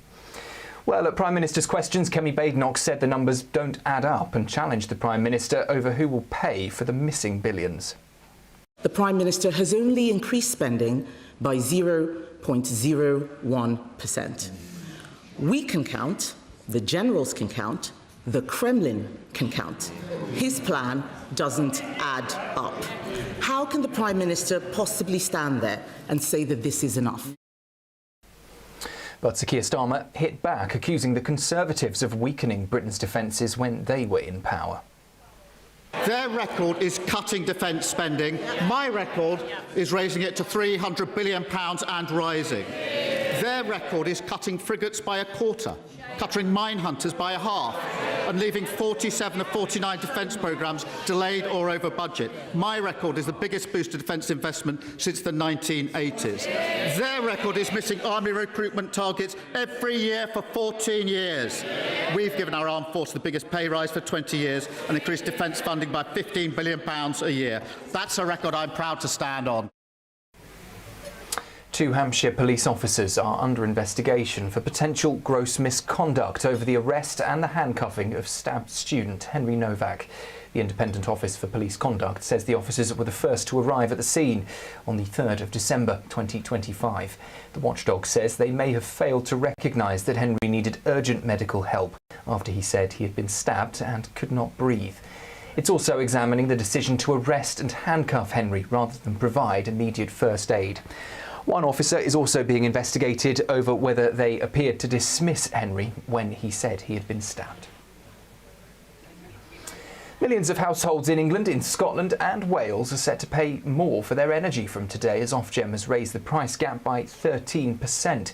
The average gas and electricity bill now rises to £1,862 a year. The regulator says suppliers faced higher wholesale costs during the Middle East war. The cap limits what suppliers can charge per unit of energy, but it does not put a hard limit on the total bill for households. Meanwhile, energy debt has also hit a record high, with households owing suppliers £4.7 billion in just the 3 months to March. And the Home Secretary, Shabana Mahmood, has banned asylum seekers from being housed in new-build homes. That's after backlash over a development in Shropshire. It comes after more than 80 asylum seekers were set to move into 20 new-build homes in the small village of Stoke Heath. The homes are reported to be worth around £250,000 each. Locals say they were told that development would be used for affordable housing. Well, the Home Office says that the Home Secretary has now introduced robust processes to make sure that new build sites like Stoke Heath can never be considered for asylum seeker accommodation again. Those are the latest headlines for now. I'll be back with you shortly. Next, it's back to Tom and Dawn. Tune in to GB News Radio wherever you are. Online, on DAB digital radio, on TuneIn, on Radio Player, on Nation Player and on your smart speaker. Just say, play GB News.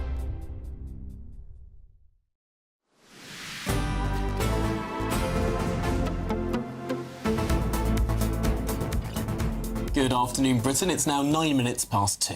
Yes, an explosive PMQs this morning saw Kemi Badenoch criticise Sir Keir Starmer's defence investment plan and the £5 billion black hole. The Minister has only increased spending by 0.01%. We can count, the generals can count, the Kremlin can count. His plan doesn't add up. My record is the biggest boost to defence investment since the 1980s. Their record is missing army recruitment targets every year for 14 years. We've given our armed force the biggest pay rise for 20 years and increased defence funding by £15 billion a year. That's a record I'm proud to stand on. Well, despite the leader of His Majesty's most loyal opposition pressing the Prime Minister on whether Andy Burnham knew about this spending gap, Sir Keir Starmer insisted that he and any other leader would be proud of the plan. Did the member for Makerfield know that he was going to have to find £5 billion for the Prime Minister's plan? They just try to pretend the 14 years they were in power never really happened. We're in power, we're recording investment in defence and security. I'm proud of this Labour government, and any Labour Prime Minister would stand behind this plan. Now, the sharp-eared amongst you may have noticed that he didn't actually answer the question, but, I mean, why would we expect anyone to do that in the House of Commons? And despite the Prime Minister's defence, the same question still stands. How will the government go about finding those funds, and could this mean that Andy Burnham is set to raise taxes? Well, let's speak to our chief political correspondent, Catherine Forster, who joins us live in the studio. Catherine, this is a big challenge for Andy Burnham. No one's denying that. He's going to have to find £5 billion. Yes, he is. And at the moment, as you see, he's enjoying himself with TikTok videos. But once he gets into number 10, things are going to get very serious very quickly. So yes, I mean, I was at the announcement of the Defence Investment Plan with the Chancellor and the Prime Minister and the new Defence Secretary putting on a very united front. But at that point, it wasn't actually published, so we didn't know about this £4.7 billion gap. And I think the Prime Minister's argument in PMQs that there's nothing to see here, this is perfectly routine. Well, maybe, apart from the fact that the Defence Investment Plan should have been out last autumn, there was a budget last autumn, and therefore, why wasn't that money allocated then? But clearly, it's not going to be the Prime Minister's problem. And indeed, more broadly, defence spending, yes, we're going to get to 2.69, 2.7% by 2030, but we have committed that along with all NATO allies, we will spend 3.5 by 2035. And despite John Healey resigning, despite over half of NATO allies now going to be at 3% by 2030. We are not, and all the government are saying is that they will get to 3% at some time in the next Parliament. So you could have the ridiculous situation of us hitting 3% in 2034, but then in 2035 we've suddenly had to jump to 3.5. And then we've got the 1.5 defence adjacent. So these are vast sums of money that have been kicked into the long grass. And I think the £5 billion here is another example, a bit of kicking into more long grass that make it someone else's Catherine, problem. you've worked with Keir Starmer a lot. You followed him on the campaign trail. You followed him on the tour bus. Remember, we interviewed on the back of the tour bus. Yeah, you're still in therapy. I know. I'm sorry to bring it up. But, I mean, so you have worked with Keir Starmer. Now, has he done this on purpose? Is he deliberately setting a trap for Andy Burnham? Or is it part of procedure and it's just one of those things that's happened? I suspect it's one of those things that's happened because, let's face it, Andy Burnham wasn't an MP. Even 2 weeks ago, he's going to be Prime Minister almost certainly in a fortnight's time.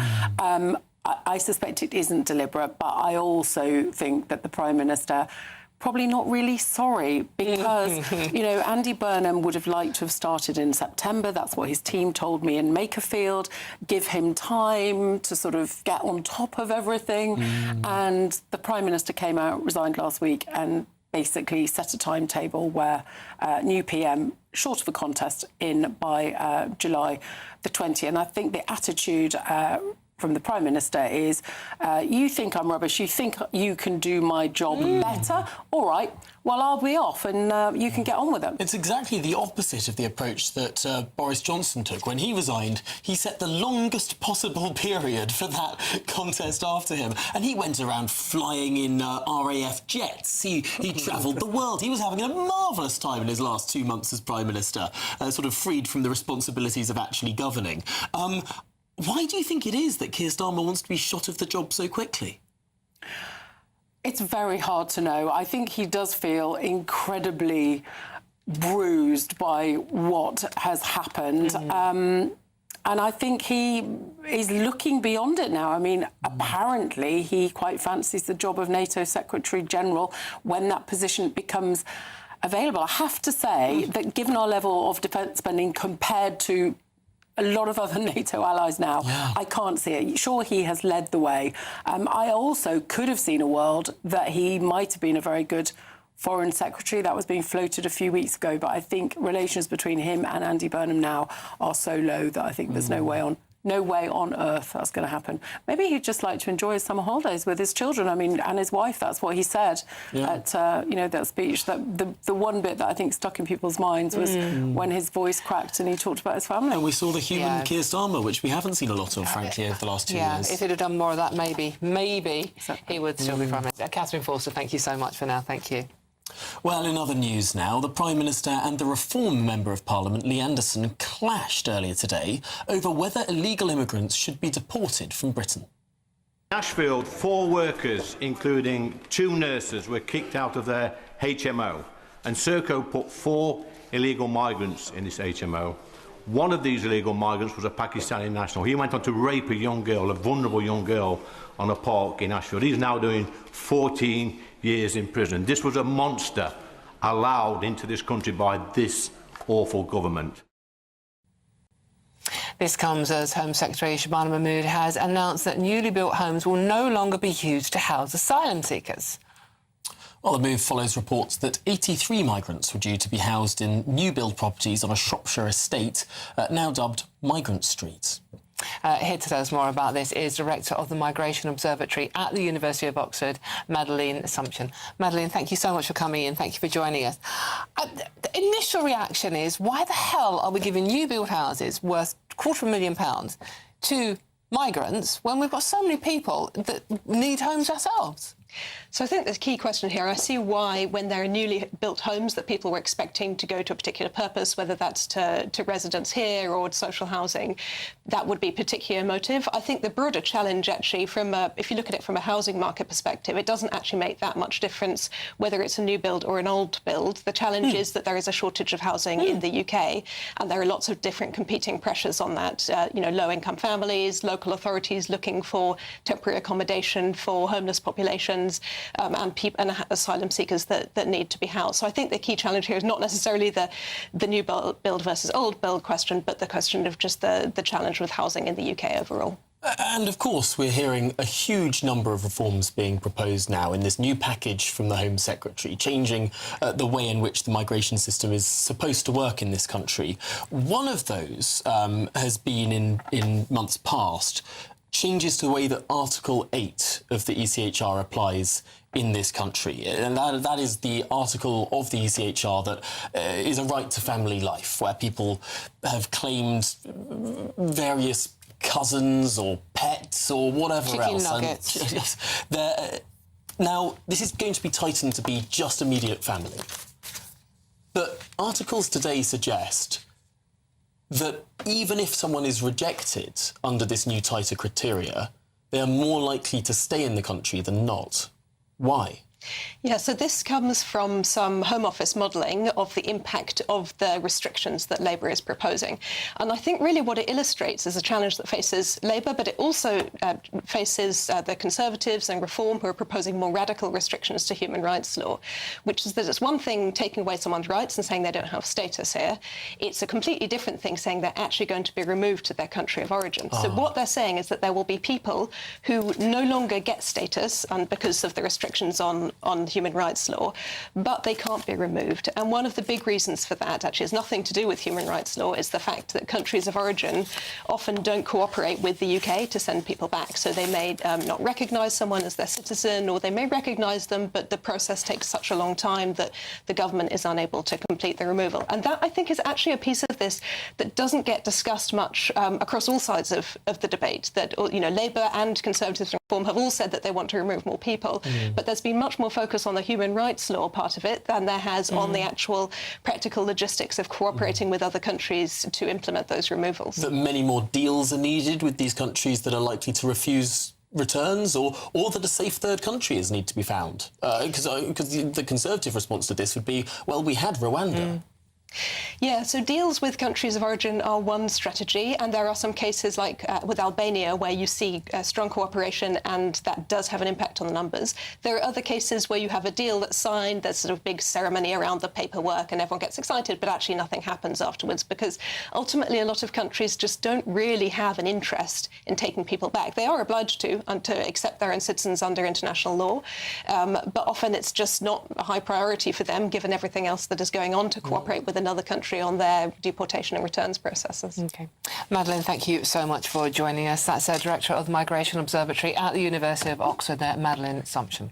Well, let's speak now to Alex Armstrong, who's in Shropshire for us, on a street that's become to be known as Migrant Street, where many migrants are scheduled to move in. Alex, you've been speaking to local people in the area.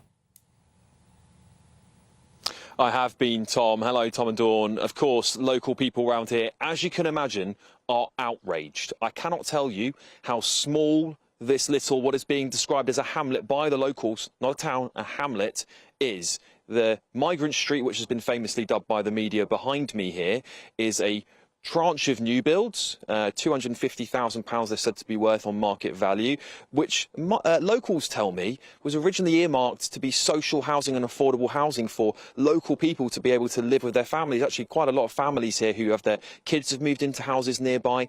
Well, they're saying that's all up in the air now, because these houses, of course, are now going to go to asylum seekers and refugees that are claiming here in the United Kingdom. Now, we do know one family has already moved in here, and we did hear the other day from the Home Office who said that this will not happen, that this shouldn't be happening, that asylum seekers shouldn't be going into new builds and new houses. But of course, it raises the question as whether these powers that they have are actually even being used if asylum seekers have already been moved into new developments like this.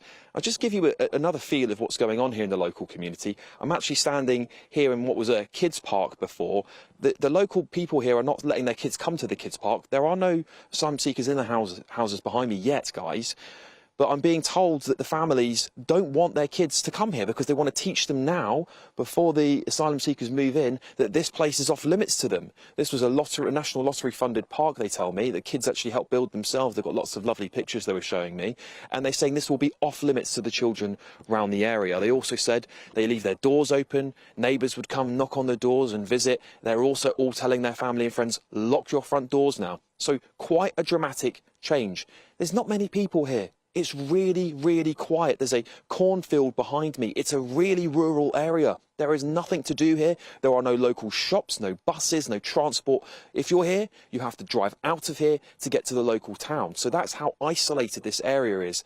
You can only imagine what 80 more people, particularly people that they might not be able to connect with the local community, will do to an area like this. They are terrified, they're very angry, and they are working very hard, and they're becoming activists, they're telling me. And that's something they never thought they'd be in their lives, people who've retired. They're becoming activists to try and stop this from happening in their local area. Alex Armstrong, thanks indeed for being there for us. And, of course, much more on that at 9 o'clock on Patrick Christie's Tonight with Alex Armstrong. Indeed. OK, a Home Office spokesperson has said new homes should never house asylum seekers. Earlier this year, the Home Secretary introduced robust processes to ensure new build sites like Stoke Heath can never be considered. And in reference to Lee Anderson's PMQ's question, Serco has previously said that they've taken all appropriate steps to confirm the suitability of addresses and added that they work closely with local authorities who are involved in the selection of individual properties. OK, this is Good Afternoon Britain on GB News. There's lots more coming up on today's show. Yes, England's World Cup campaign enters the crucial knockout stage at 5 o'clock this afternoon, or even evening. Is it tonight? Who knows? Well, we're live with fans in Atlanta and here at home. But after the break... Yes, from today, cheer up, folks. Oh, no, don't. Household energy bills will shoot up. We'll tell you how to keep them down. Well, all of that and more to come. You're with GB News, Britain's news channel.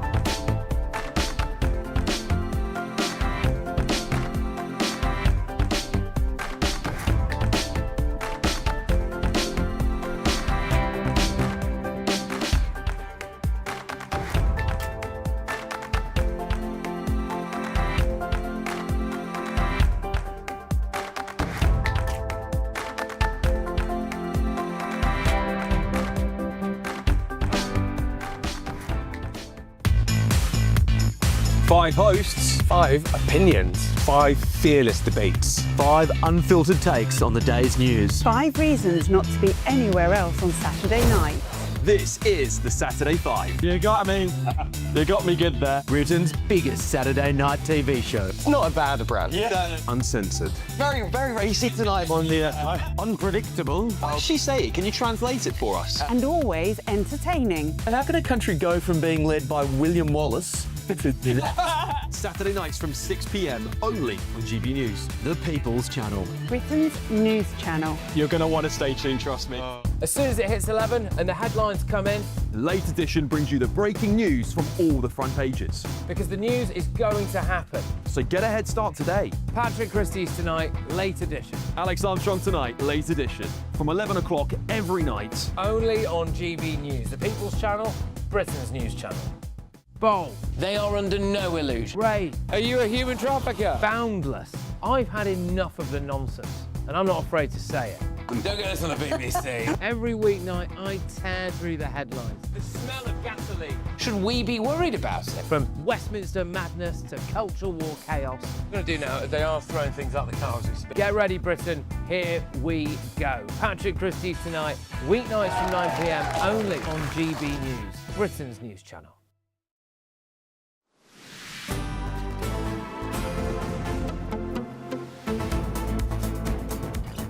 Good afternoon, Britain. It's now 27 minutes past 2. It is indeed, and Brits are being urged to check their smart meters immediately as energy bills for average households are set to rise by 13% from today.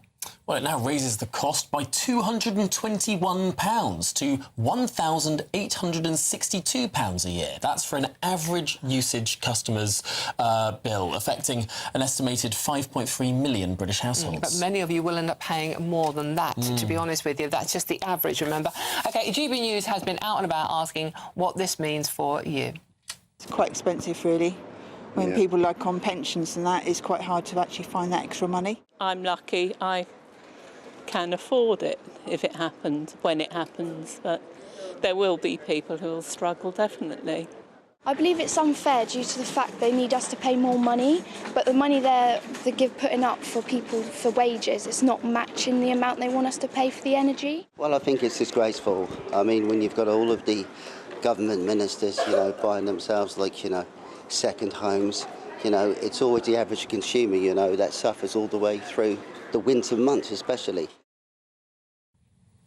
Wow. Very interesting. Now, the young person we spoke to there in that Vox Pop, she was the one that actually nailed it. It's like, well, we're all paying more, but wages aren't keeping much, are they? No, but, I mean, supply is constricted, isn't it? Yeah, I wonder why that is. OK, so let's talk to Treasury and former CEO of Energy UK, Angela Knight, about what we can do about it, if anything. Angela, good to see you. Thank you so much. As you saw from that clip there, many people are worried about how they're going to afford this. I mean, that was the average price as well, remember. What can people do, if anything? Yes, and of course, right now, you're not using a lot of gas, so actually it's not a bad time of year from the perspective of how much you've got to pay on your bills. But when we get to October, the chances are that the cap will go up a bit or stay the same. So we're looking at a rather more expensive winter than we've had for a bit. There's a couple of things that people can do. I mean, the first one, and I suppose the obvious one, is just make sure that if you haven't got a smart meter, you've put in your reading right now. So what that means is you won't be paying sort of last month's gas and electricity at this coming month's price. So that's an important thing. Have a look to see if you can get a cheaper offer elsewhere. There are a few around, not many, but it's just worth having a look. And the other thing, which is actually becoming more and more obvious, is that people are using less. And there are ways you can use less. The obvious ones are, turn down your thermostat, switch off the lights and things like that. But I do think that one of the things that is undoubtedly happening is people are not able to afford the price any longer. And so you're finding people who do need to keep warm, just not keeping warm enough. It is a problem. It's a problem. Now, Angela, we used to have a competitive market in energy suppliers. Then under Theresa May, for some reason, God only knows, the government decided it was going to cap all prices, and then the government cap effectively became the single price that everyone had to pay. And it sort of worked step by step by step. Now the government sets our prices, and yet the prices continue to go up. How did we get here? Yeah, I know. I keep wondering that as well. It's a very good question. There was an assumption, you see, a few years ago that the reason that people were paying as much as they did was because the actual energy companies, those who supply the gas and electricity to homes, were charging too much. Now, there was a competitive market and people were switching. Some of the new companies that they were switching to, though, hadn't got sort of proper stability in place, and so they started to go bust. And then the sort of greater world issues start to come along, Russia invasion, and then now the Gulf, all affected the global supply and the global price.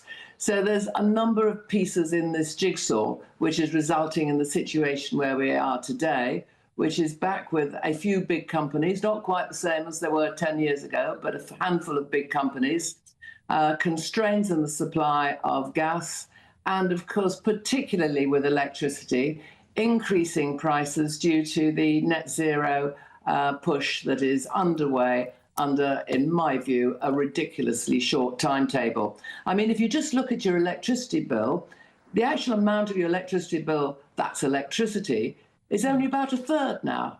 Now, obviously, you've got to pay for the wires and things to get it to your house or to your company. And, there is a little bit of profit, but not much in there from the company who's supplying it. There's a whole big piece, though, which is the add-ons to pay for net zero, as I say, in this ridiculously short timescale. So there's a bit here that is really boomeranging back on this government.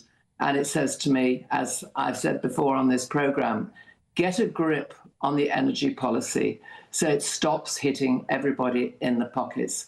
And the poorer elements of society are hit worst.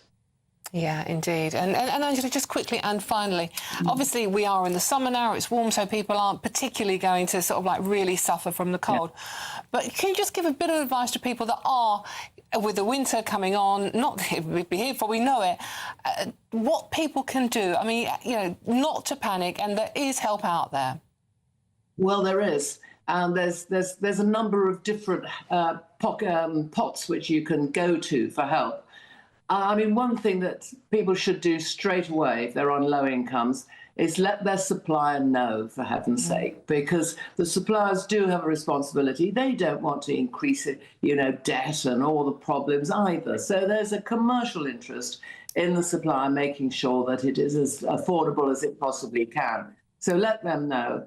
And then there's things like the warm home discount, which is another pot of money, which is there for people. Again, it depends on what benefits you're on, but it's there, it's available. You can find out about it online. And that's another place to go. If you're not well insulated right now and you've got some friends that can give you a hand, do something about putting some insulation down in your attic. It's amazing how much heat you actually lose up through your floorboards and out into the attic space and outside in that way. And insulation is neither expensive nor particularly difficult. Particularly, you know, you want the young men to give you a hand on that, but there's quite a lot of young men around, and you know we've all got relations. Get them in, especially if it's grandma. Get them in and get them to give you a hand there. And of course, the last thing is, whatever happened to the winter fuel payment? Well, as you know, it all got axed, and then some of it came back, and it's all got more complicated. But just make sure you apply for it, because you might be able and you might be eligible to get some money there. Do it well in advance before it gets cold. I don't know whether we're in for a cold winter, but seeing as we've had a hell hot few weeks, we're probably going to get a hellish cold few weeks to balance it out. Let's get ready in advance. Tell you what, I'm kicking myself that I didn't install air conditioning in my house last January. Yeah, me too. So perhaps now is the time to install the insulation in your roof, because there'll be a lot more of it about than if you wait until November or December. Wise words indeed. Angela, thank you so much for joining us today. Thank you. That's former CEO of Energy UK, Angela Nye. Please don't worry. I know lots of older people do. My mum's one of them, and it's the older people that find applying for benefits particularly complicated, and they don't want to do it because they don't think it's the right thing to do. But please listen to Angela, and if you are worried and you are struggling, there is help out there for you. Certainly is. Now, there's lots more still to come on today's programme. Yes, England's World Cup campaign enters a knockout stage today. We're live with fans in Atlanta and here at home. All of that and more to come here with GB News, Britain's #1 news channel.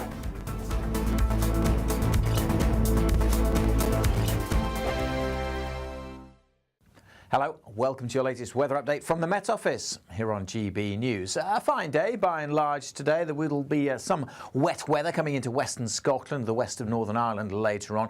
Temperatures about average for most places, but quite warm across the southeast.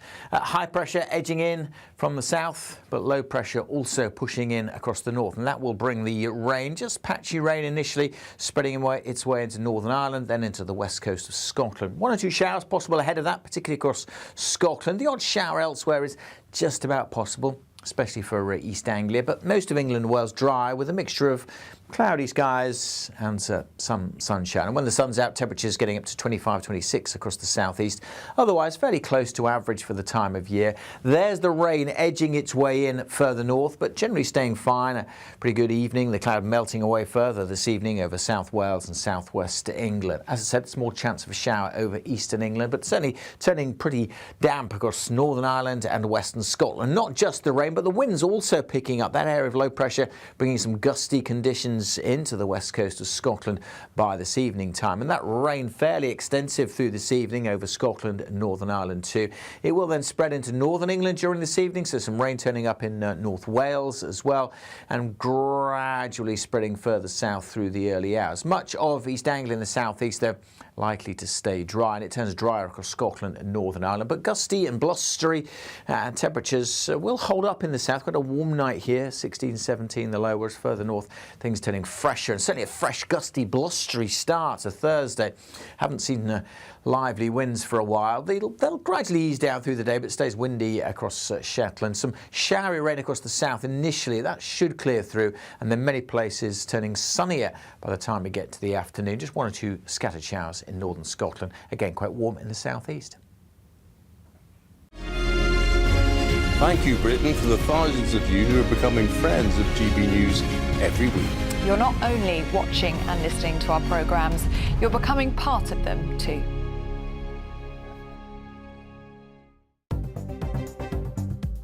Good afternoon, this is the latest AI travel news from GBNews.com. The A78 northbound Barrowsea off-slip to the A759 is closed today for roadworks. On the A483, both directions between Llandiello and Fairfatch are affected by an incident with local diversions in place. In Leicester, southbound on the M1 between junction 21 and the next junction, lane closures continue due to signs, with lane 4 closed. Traffic is moving on 3 lanes as normal, and on the trains, major disruption continues on the Elizabeth line between Reading and London Paddington, as well as on Great Western Railway services. For more travel news, go to gbnews.com.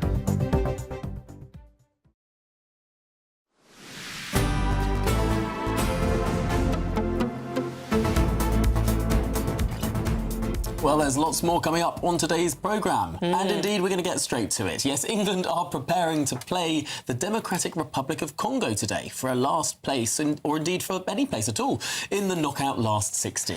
Yes, it marks the first ever meeting between the two nations, with England as the strong favourite. You know what that means, folks. We finished top of Group L after beating Panama in the second half of that staggering 2-0 victory in New Jersey last weekend. Well, let's speak now ahead of the game with our chief US correspondent and presenter, Ben Leo, in Atlanta for us. Ben, is the excitement already starting to build up? It must be early.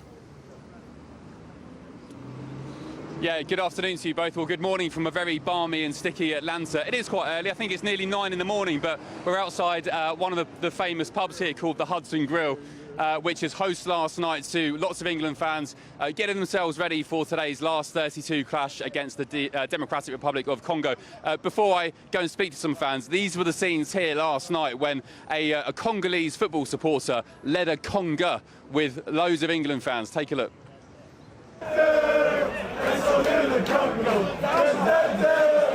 Let's go to the Congo. Let's go to the Congo. Let's go to the Congo. And now is the morning after the night before. If we spin round here very quickly, you can see the hundreds, thousands of England fans getting ready to embark on the bars and the stadium, which is just round the corner. I've met a couple just here outside the Hudson Grill. Hello, chaps. How you doing? You're live on GB News. Good to see you. Will, Will and Will's dad, what's your name? Malcolm. Malcolm, good to see you. Where are you from in the UK? We're from Derby. And how are you feeling ahead of today's game? Confident, you know. I feel it's a little bit negative after the first couple of games. I'm feeling quite confident today. Tuchel, we've got him in for the knockout games, and I think this is where he's going to shine. I think we're going to grow into the tournament, and you know, I don't mind us not playing so well. This is the time to start playing well. Things can only get better. Absolutely. Were you part of that conga here last night? No, we got in quite late last night, so we're trying to get involved in the conga today. So yeah. You can start the conga. Get a few bevies down. I know it's early. You start the conga. Let's go and speak to these lads around here. Lots of flags adorning the outside of this bar. You've got a Blackburn Rovers one over there. You've got one here. Stourbridge, West Bromwich Albion, DY9, which I think is a Stourbridge postcode. Hello, chaps. How you doing, lads? Good, how are you, mate? Are you started drinking yet? Yeah, we're about to. Yeah, it's 2 minutes. This place just opened, didn't it? It is. And just tell our viewers back home, there were hundreds of fans out here waiting for the front door to open. Yep, absolutely. Yeah, here and all the other pubs as well. How long have you been in the USA? We've lived here about 11, 12 years. Oh, you live here? Yeah, we live here. Oh, lucky you. Yeah. And what's it like being part of this World Cup journey with England fans? Unbelievable. Just the atmosphere, everyone just getting on it together and just having a good time. Have you all been behaving yourselves? Absolutely, yeah. Of course you have. Right, good, thank you, lads. Let's see if we can speak to one more, guys. How much time have we got? Let us know. Loads of flags down here. High Bank Rovers. Where's this one? Coventry City. There you go, one last minute. Hello, boys. Are you the Coventry lads? Well, Birmingham City. Birmingham City. Are you looking forward to the day again? I'm Forest, not Coventry. Nottingham Forest. What's the score going to be today? 2-0, 2-0. 2-0 England. Yeah. And are you going to head to Mexico City for the last 16 if we win? No. You're going home. You've had enough. No, I haven't had enough. I want some more, but times are hard. You've got to work, haven't you? Yeah, it is quite expensive, isn't it? You've got the journey, the tickets, you've got the accommodation, the flights. How much have you spent so far? About $2.5 grand. But I don't think it's that expensive. I think everyone said it was dead expensive. I don't think it's as expensive as everyone thought. I really don't. And it's a trip of a lifetime as well, of course. You can't put a price on it, can you? Yeah. Boys, enjoy the game. Thank you very much. Guys, back to you. Kick-off is in a couple of hours' time. England hoping to end 60 years of World Cup hurt, and today we could come that little bit closer. Well, fingers crossed. Ben, thanks indeed for being there in sunny Atlanta for us at, 9 in the morning or whatever else it is. Thanks indeed for joining us there. Shall we speak? Oh, yeah. I was just going to say, Ben put a little snippet out overnight online about fireworks deliberately being set off outside the England team hotel. So, obviously, there are plans afoot to ruin our chances. Oh, well, let's hope it's well insulated. Let's speak to Jack Carson now, our national reporter here in Blighty. Jack, how's the atmosphere? Well, let me tell you, I think it's a weird mix of a quiet confidence with some England fans that this is kind of the real start of the tournament now. It was a bit scrappy at times during the group stages, but now is the time where the real England kind of shows up. But then you speak to others and there's a real sense of the nerves kicking in already. We're here in Nottingham City Centre, of course, which you can see behind me, and this is a great site. Every single major tournament, the council put the huge St George's flag up on the council building. Come on England on the side of the council building too, and of course there is that quiet confidence. Thomas Tuchel says it's important to recognise that we go into this first knockout game as favourites against DR Congo, but as we saw against Ghana in the group stages, if you just basically sit back, give that low block and defend, it's going to make our job really difficult tonight. And do a team like DR Congo just think, well, we can chance it in extra time, we can chance it, especially against England on a penalty shootout. Well, that's what some of the DR Congo fans might be thinking. Let's have a listen to what some of the England fans are thinking who we've been speaking to today. I think it will go to extra time. I think it will go to penalties, and I think we'll win. I think it'll be like the last two games. The other team's going to defend a lot, so perhaps a late goal will win it for us. To be honest with you, I'm actually a bit worried. I think we might. I just don't think we've been that great at the minute, so hopefully we will win. I think we'll do them. I mean, it's never a given in any game really in that, but I think, to be honest, we should see ourselves through. Yeah, I think we're still really, in the grand scheme of things, in the early stages, it feels, of this tournament. But very quickly, it's going to start to feel real for England if we can get that momentum together, if we can get that kind of, those good, better performances. Of course, here in Nottingham, a lot of love for Elliot Anderson, who, well, is for the moment is a Nottingham Forest player before a possible £130-odd million move to Manchester City. So there's a lot of love that he could make a big difference tonight. Of course, England have got a bit of a right-back problem with Reece James and Gerald Quansah both being ruled out for today's game, so there could be a bit of a mix-up in defence tonight compared to those group games and the way England set up at the back. And of course, Declan Rice, who's such a crucial player, and of course, I'm sure a favourite of Dawn as well, being a former West Ham man. He is going to be back in the side tonight. So of course, Thomas Tuchel says we've got the quality, we've got the belief, we've got the trust, and I do too. Come on, England! Mwah. Oh, fantastic. Brilliant, well, Jack Jack. Carson, thanks indeed for being there in Nottingham for us with the world's largest England flag. I think it's a little racist. I was quite offended by that. I'm joking. It's a brilliant flag. Thank you so much, Jack. There is a West Ham player playing tonight. Oh, yeah? Yeah, Aaron Wan-Bissaka. Unfortunately, he's playing for Congo. Is your loyalty split? He's a good player. Oh, so I'm just going to be very quiet about it. No, of course, come on, England. Is that why you've got a little lapel badge on? One England flag and one Democratic Republic of Congo flag, right? That's right. One West Ham flag, honestly. How very dare you. But yeah, well, anyways, let us know what you're thinking about tonight. Are you feeling confident? Is it, I hate this phrase, is it coming home? Are we even going to get through? And if it goes to penalties, well, just shoot me now. This is Good Afternoon Britain on GBNews. lots more coming up on today's show. Yes, another heat wave on the way. Thunderstorms now more likely. But what happens if your plane is struck by lightning on your way to your summer holiday? Well, we've visited Europe's only lightning lab. But speaking of that summer holiday, should we check on the weather in Europe? Good luck. I forecast a perfect holiday in the sun. Weather looking good then? For sure, and no worries about our travel insurance. All Clear Travel Insurance sponsors GB News Travel Destinations forecast. Mixed weather across southern Europe at the moment. Quite a few showers for Italy, some thunderstorms, breezy through central parts of the Mediterranean, as well as the Canary Islands and Madeira. But an emerging hot spell is expected through Portugal and for south and west Spain. Temperatures of 40 Celsius for Lisbon. Unusually hot for this location. Here are the showers for Italy, but they ease during Friday and into the weekend. All Clear Travel Insurance sponsors GB News Travel Destinations forecast.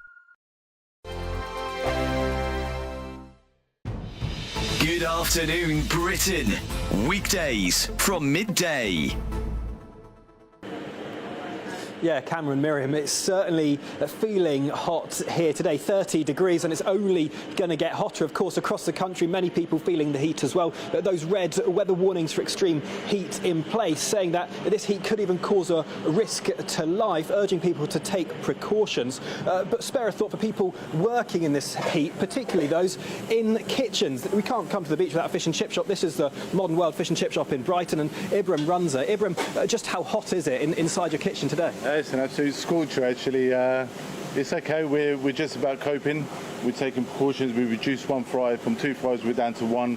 There's not much sales in food at the moment. It's mostly people trying to keep hydrated. Waters, soft drinks, ice creams, beers. GB News, the People's Channel. GB News Breakfast, every day from 6 a.m. And the reason why Alex's head is a little bit sore this morning is because we are Trick Award winners. Yes. Again. For the 4th year in a row. We're absolutely delighted, aren't we? We're buzzing with this. We are. And, yeah, I need some more sleep. Listen to that voice. You sound like Orson Welles. Is that a good thing or a bad thing? Hey, everybody. Got a very Alex went sultry voice today. Yeah, you sound good. You sound good. Okay, but you went for celebratory drinks last night, didn't you? Yeah, you could put it that way. Yeah. You could put it celebratory How's the drinks. head this morning? Yeah, I think that the hangover's coming. Let's put it that way. Hangover is still due. Oh, there you are. Look, there we look. are. GB News Breakfast winner. So it was in the news category yesterday, and we are absolutely delighted that you chose us because it is voted for by you. GB News, the People's Channel. GB News Breakfast, every day from 6 a.m.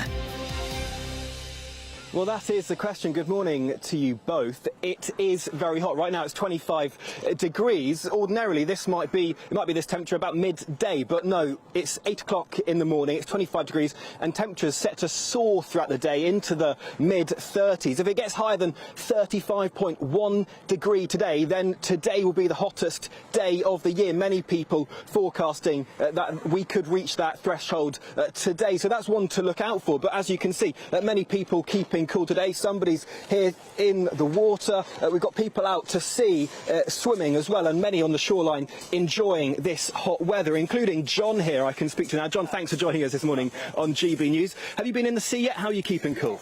Yeah, I went in the sea. We were down about 7 o'clock this morning. Literally dived straight in. GB News, the People's Channel.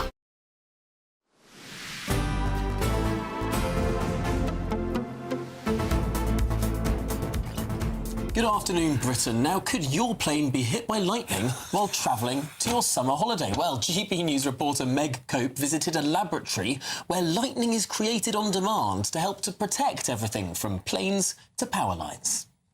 After days of soaring temperatures and more to come, thunderstorms have lit up skies across Britain.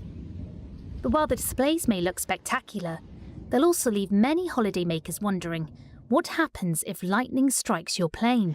It might not look much from the outside, but hidden away here in this industrial estate is one of Europe's most unusual laboratories. Inside, scientists create artificial lightning on demand. They use it to test aircraft, helping engineers understand exactly what happens when a lightning bolt hits a plane. And this is where that testing happens.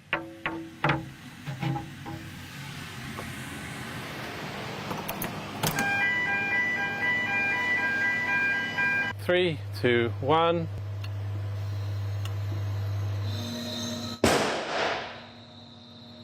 The strike lasts less than a second, but carries enormous amounts of electrical current. By creating lightning in controlled conditions, researchers can safely test materials against one of nature's most powerful forces. So aircraft used to be made out of metals, and metals could conduct the lightning very well, so there's very minimal damage here. This has been struck at the lab.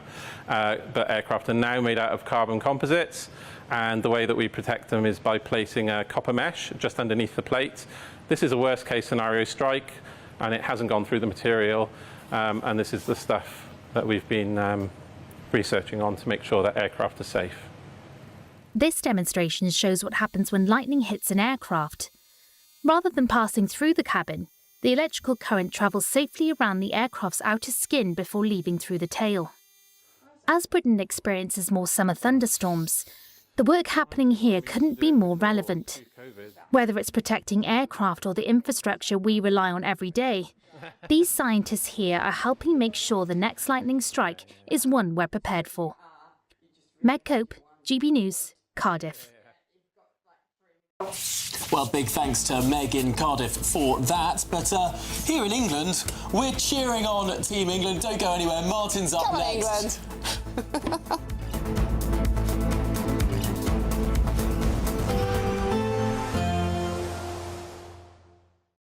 Today, clouds overhead, total zen within.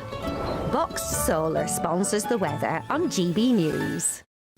Good afternoon. Welcome along to your latest weather update from the Met Office here on GB News. The wind's picking up for many of us through the night and first thing tomorrow morning. A bit of wet weather around, particularly across northern areas tonight from this area of low pressure. The isobars squeegeing together as well. That's what's picking the winds up as that low approaches the northwest. Further south, been by and large a fine day and a fine evening to come with sunny spells for many. But the rain pushing in across Scotland, Northern Ireland, spreading into northern England, parts of North Wales before midnight, and then trickling south. Not a huge amount of rain for the gardeners, but some getting into the Midlands, southwest England by dawn. At the same time, it turns a bit drier across Scotland and Northern Ireland, but it will turn gusty here. Quite a warm, humid night in the south. Temperatures holding up at 16 or 17 Celsius. Quite a grey, murky start in parts of the southwest as well. Further north, a fresh start, but blustery too, with showers packing in across western Scotland throughout the morning. For eastern Scotland, should get some shelter, so generally a dry start here. A few showers may be coming into Northern Ireland, but they'll be fizzing out pretty quickly. A cloudy start, different feel to compared to today across the south, with misty, murky conditions around the coast in the southwest, and quite breezy everywhere. Some rain and drizzle across southernmost counties of England. That should tend to pull away and disappear, all but from Kent by around lunchtime. And then we'll see sunny spells developing. The showers fading in western Scotland. Still one or two in the far northeast, and staying wet and quite windy in Shetland. Otherwise, the wind's easing a little. Some sunny spells for the afternoon. Temperatures about average, but probably feeling quite warm across the southeast, where 26 or 27 is possible. Thursday evening is a fine summer's evening as the winds continue to ease down and most places stay dry. There's more sunshine to come. A bit of wet weather in the far northwest at times into the weekend, but otherwise quite a bit of sunshine and temperatures just rising a little as well. Today, clouds overhead, total zen within. Box Solar sponsors the weather on GB News. We're celebrating a golden summer with a terrific two-part Great British giveaway. First, you could win a sensational £60,000 in tax-free cash. And that's not all, as you'll also win our most precious prize to date, a fine gold bar worth over £5,000. For a chance to win, text GOLD to 63225. One entry costs £2.50 plus one standard network rate message. Or text BONUS to 63225. 5 entries cost £5. £5 plus one standard network rate message. Go to gbnews.com/win. Entries start at £2.50. Call 0903 686 3232. Calls cost £2.50 plus your network access charge. Or post your name and number to GB22 PO Box 8690 Derby DE1 9TT. UK only. Entrants must be 18 or over. Lines close at 4 p.m. on the 21st of August. This is a network giveaway. Entries will be pulled. Please check the closing time if listening or watching on demand. Good luck. Exciting news. Every Friday, my Patrick Christie's Tonight Show is going to have a twist to it. We're welcoming some special guests. You. That's right, on Fridays I'm going to be doing my show in front of a live studio audience because this show is about you and what you have to say. It's going to be the same big debates, same big topics, same big opinions. But every Friday night at 9 p.m, you are invited to come on down to Patrick Christie's Tonight to be a part of the action. Only on GB News, the People's Channel, Britain's news channel.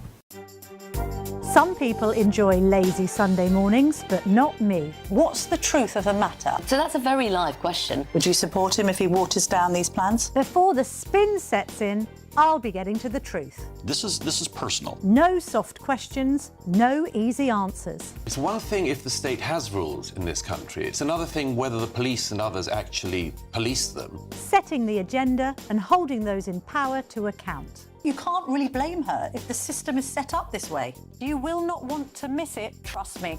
The Camilla Tominey Show, Sundays from 9:30, only on GB News. I've been in Westminster for a long time, but I know that though power may be here, its effect on people's lives is across the whole of the country. We may be where rules are made, but it's where they're implemented that matters.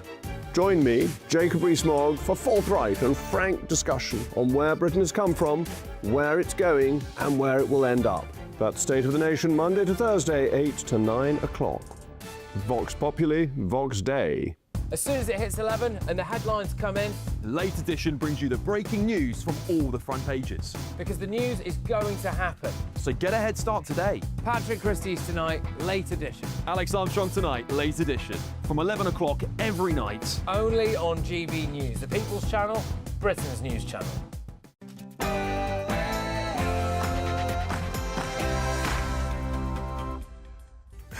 A very, very good afternoon to you. It's 3 p.m. Welcome to the Martin Daubry Show. We're broadcasting for you here on GB News from the heart of Westminster all the way through until 6 p.m. What a cracking show. And here's what's on today's menu.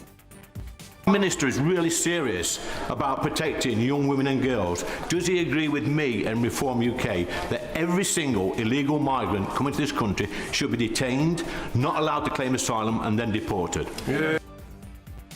Asylum seekers handed newly built £250,000 migrant mansions. Lee Anderson reveals nurses were evicted from an HMO in his constituency to replace by a Pakistani asylum seeker who went on to rape a vulnerable woman. Illegals chucking their passports into the Channel. And all of this coming on the precise day when Shabana Mahmood has promised to get tough on asylum seekers. Is Britain sitting on an asylum seeker time bomb? And white working-class kids are the least likely of all demographics in Britain to go to university. And yet today, it's been revealed they are barred from scholarships to Oxbridge unis as our woke establishment thrown an entire generation of white kids on the scrap heap. And woke Cambridgeshire County Council has followed the lead of Oxfordshire by banning patriotic locals from hoisting St George's or Union flags on lampposts. I'll be joined by Cambridge's phantom flag hoister, the tree surgeon, Bill Crotty, who blasts this is anti-English nonsense by a council who hates anything English. And 2 Hampshire cops who handcuffed Henry Novak as he lay dying and believed his murderer's lies are now to be investigated by the police watchdog. Did the police officer's fears of being called racist come first, while saving Henry Novak's life came a distant second? As Keir Starmer has caved into the European Union once again, this time by reducing university fees for EU students from $38,000 to $9,500.